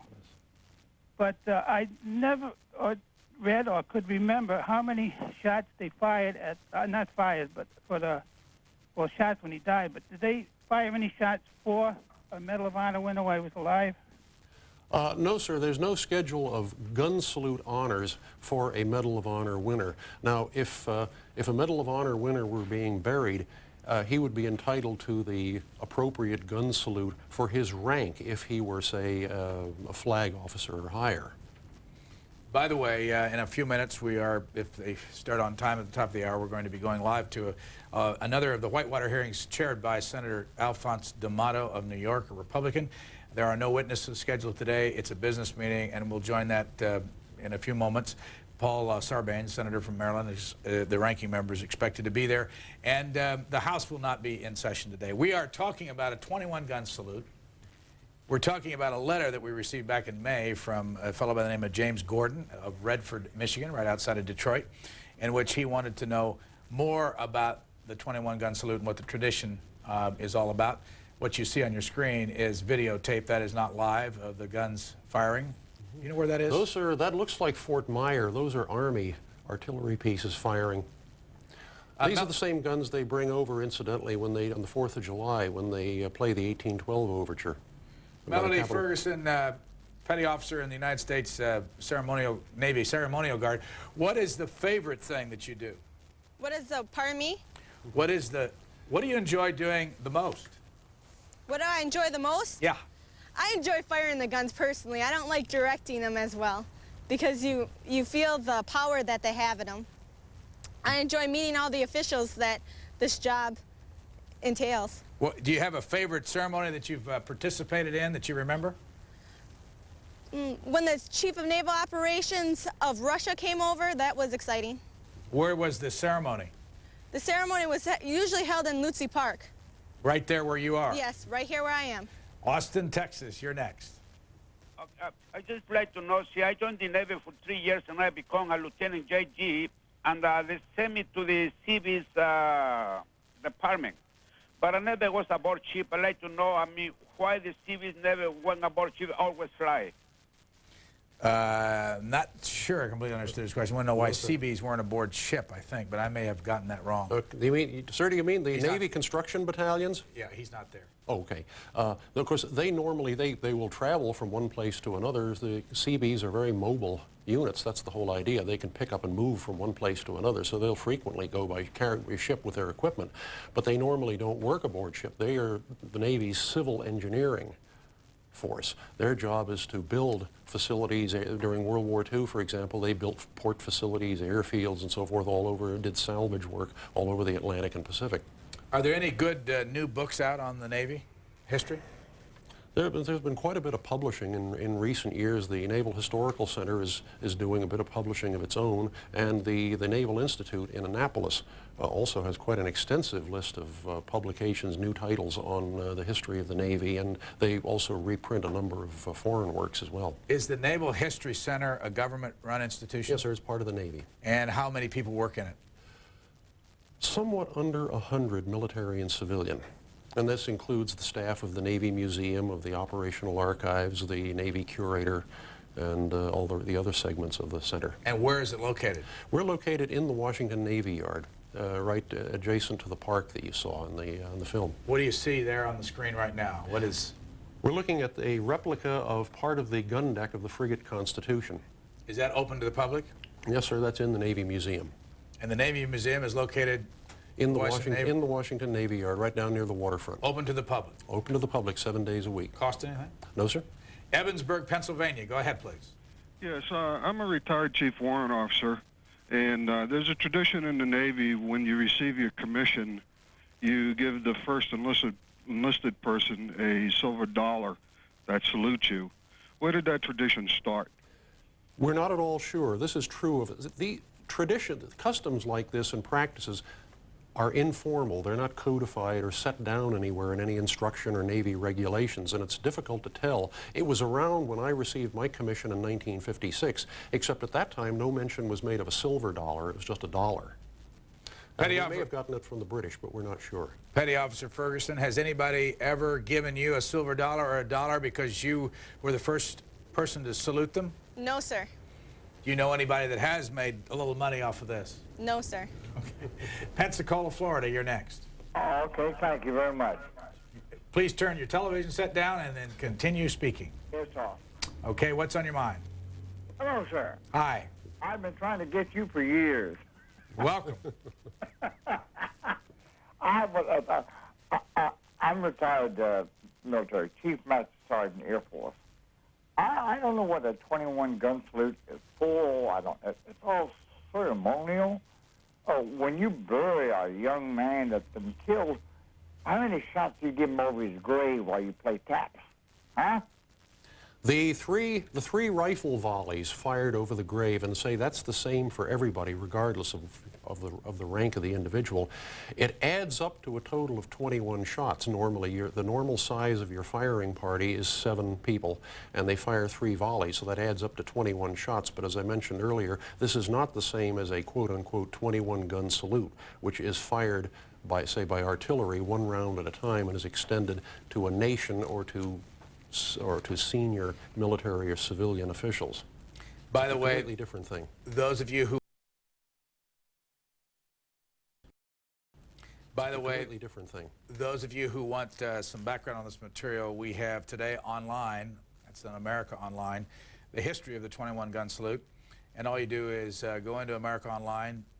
You can click on C-SPAN and then click on the Washington Journal, or you can use the World Wide Web address for those of you who use the internet directly. That's there was the address on the screen there for a moment. We'll go back to that so that you can write it down if we didn't give it enough time. And the address is http://www.cspan.org. And we are waiting for the Whitewater hearing to start. Petty Officer Melody Ferguson is over at the Washington Navy Yard. What are you going to do for the rest of the day? Pardon me? What are you going to do for the rest of the day? For the rest of the day, go back and work, sir. What's that mean? What's work today? Training. Who are you training? Train the seamen to do some ceremonies. And what's the difference between a seaman and a petty officer? The rank, seaman, well, usually a seaman's an E3, but we kind of generalize that E3 and below we call seaman. And the first person in the service is an E1? I mean, the first time they come in? Pardon me? An E1 is the first rank for an enlisted person? Yes, it is. And how high does that go, do you know? How high do the enlisted go? Yeah. To E9. That's a Master Chief Petty Officer. And when do you expect to get there? You're expected to get Master Chief Petty Officer after 20 years of service, I believe. Louisville, Kentucky, you're next. Good morning. Hi. I have a question for the ship's history. Yes, John Reilly. Representative. Yes, sir. What would be the salute rendered to a flag officer at sea?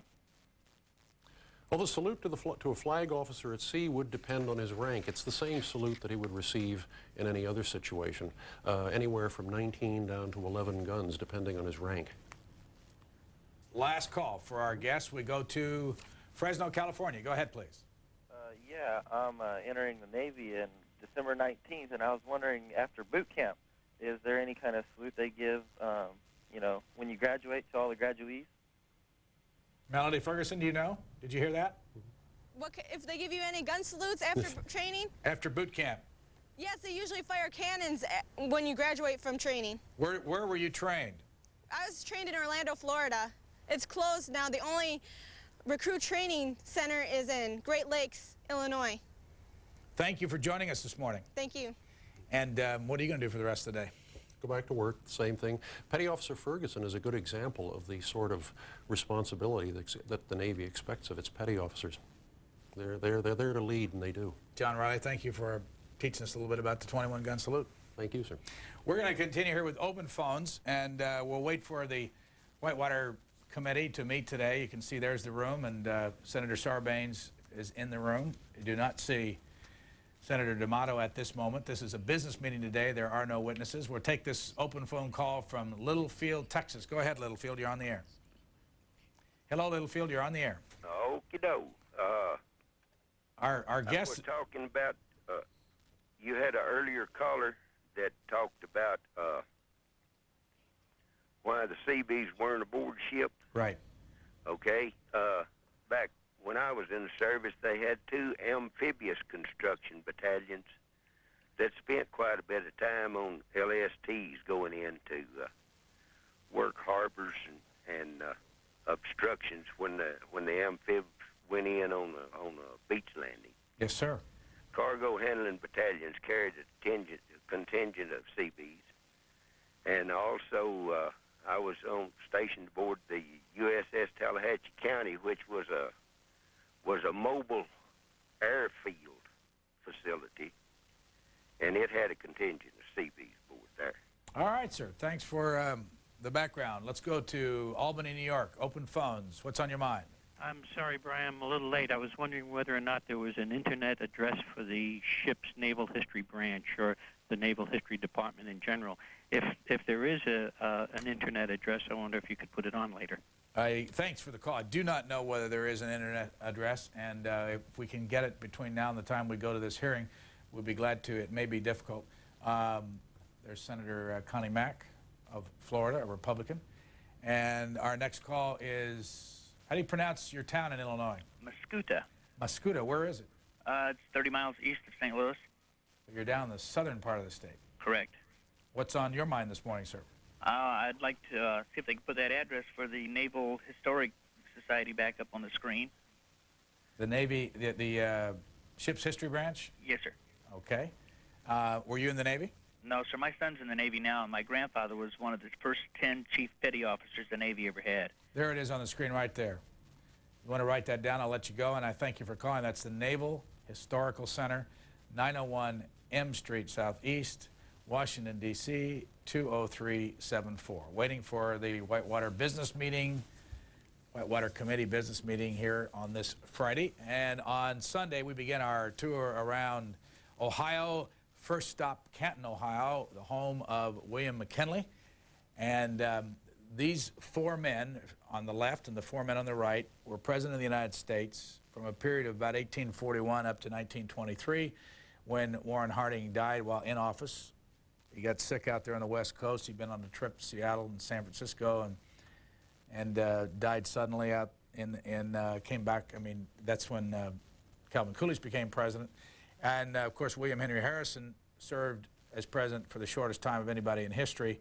And he was the great-grandfather. That's not true. He was the grandfather of Benjamin Harrison. William Henry Harrison was born in Virginia but moved to Ohio eventually after being the governor of the Indiana Territory. And Benjamin Harrison, his grandson, was born in Ohio and moved to Indiana, where he's buried in Indianapolis. And U.S. Grant there is buried in New York but was born in Ohio. And William Howard Taft, the only man, President and Chief Justice of the United States in our history. And Rutherford B. Hayes, his home in Fremont, Ohio. The first presidential library is located there, and it's private. There's no federal funds involved in it. His home is there, and he's buried there with his wife. James Garfield was assassinated, as was William McKinley.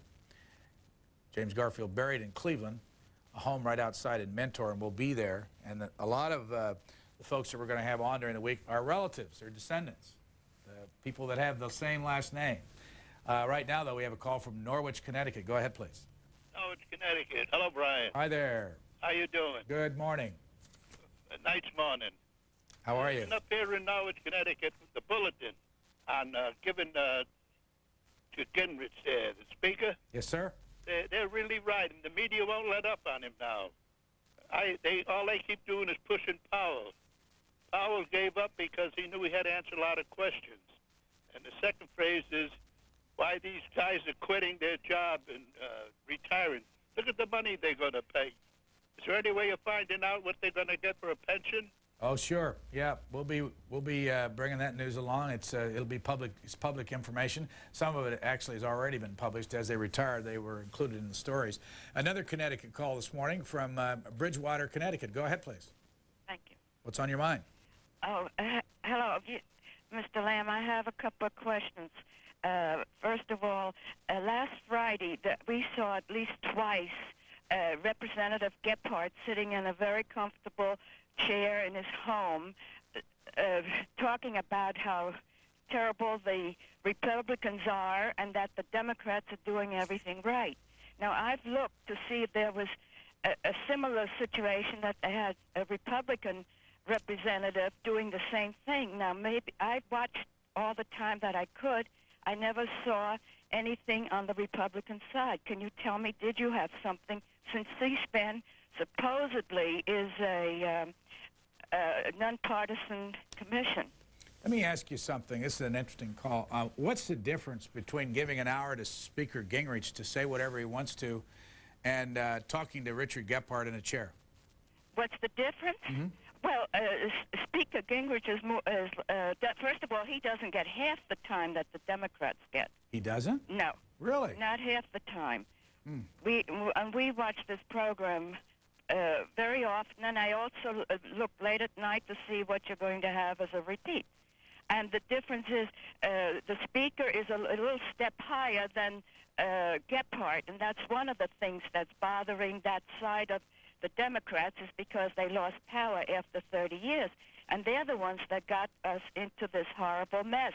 Now, the Republicans are doing so much and trying to help to bring America. They're not doing this for themselves. They're trying to do it, and the media distorts everything. And the American people are aware of this. And frankly speaking, we're tired of it. And now with Bosnia, since in November of '94, he has had this animosity against Gingrich that it was, you could see it every time he was on the House floor. And he and his Rosa DeLauro and Patsy Schroeder, they're just ganging up, and they're trying to do anything they can to get this man out of power. And he is doing a great job for the American people. What did you think when Speaker Gingrich was attacking Jim Wright all the time? Was that... Well, that was a different... you can't compare. I mean, if someone's doing something wrong, but so far, none of the allegations are sticking with... If Gingrich did something wrong and it's proven that it was wrong, fine. But it hasn't been. But with Wright, it definitely was wrong. Do you think that this network, C-SPAN, does not give enough time to Newt Gingrich? I definitely do. I'm not the only one. There's lots of my friends. We talk about it all the time. So we don't give him enough time to say what he wants to say. No, but who did you give the time to say what Gephardt was sitting there for an hour? Now, twice we saw it. Maybe it was on even more often. Why didn't I didn't unless maybe I missed it. You could tell me. Did you have someone on? Did you have one of the Kasich or someone else on from the other side to give their side of the story? Actually, we had, we've done this many times, and I think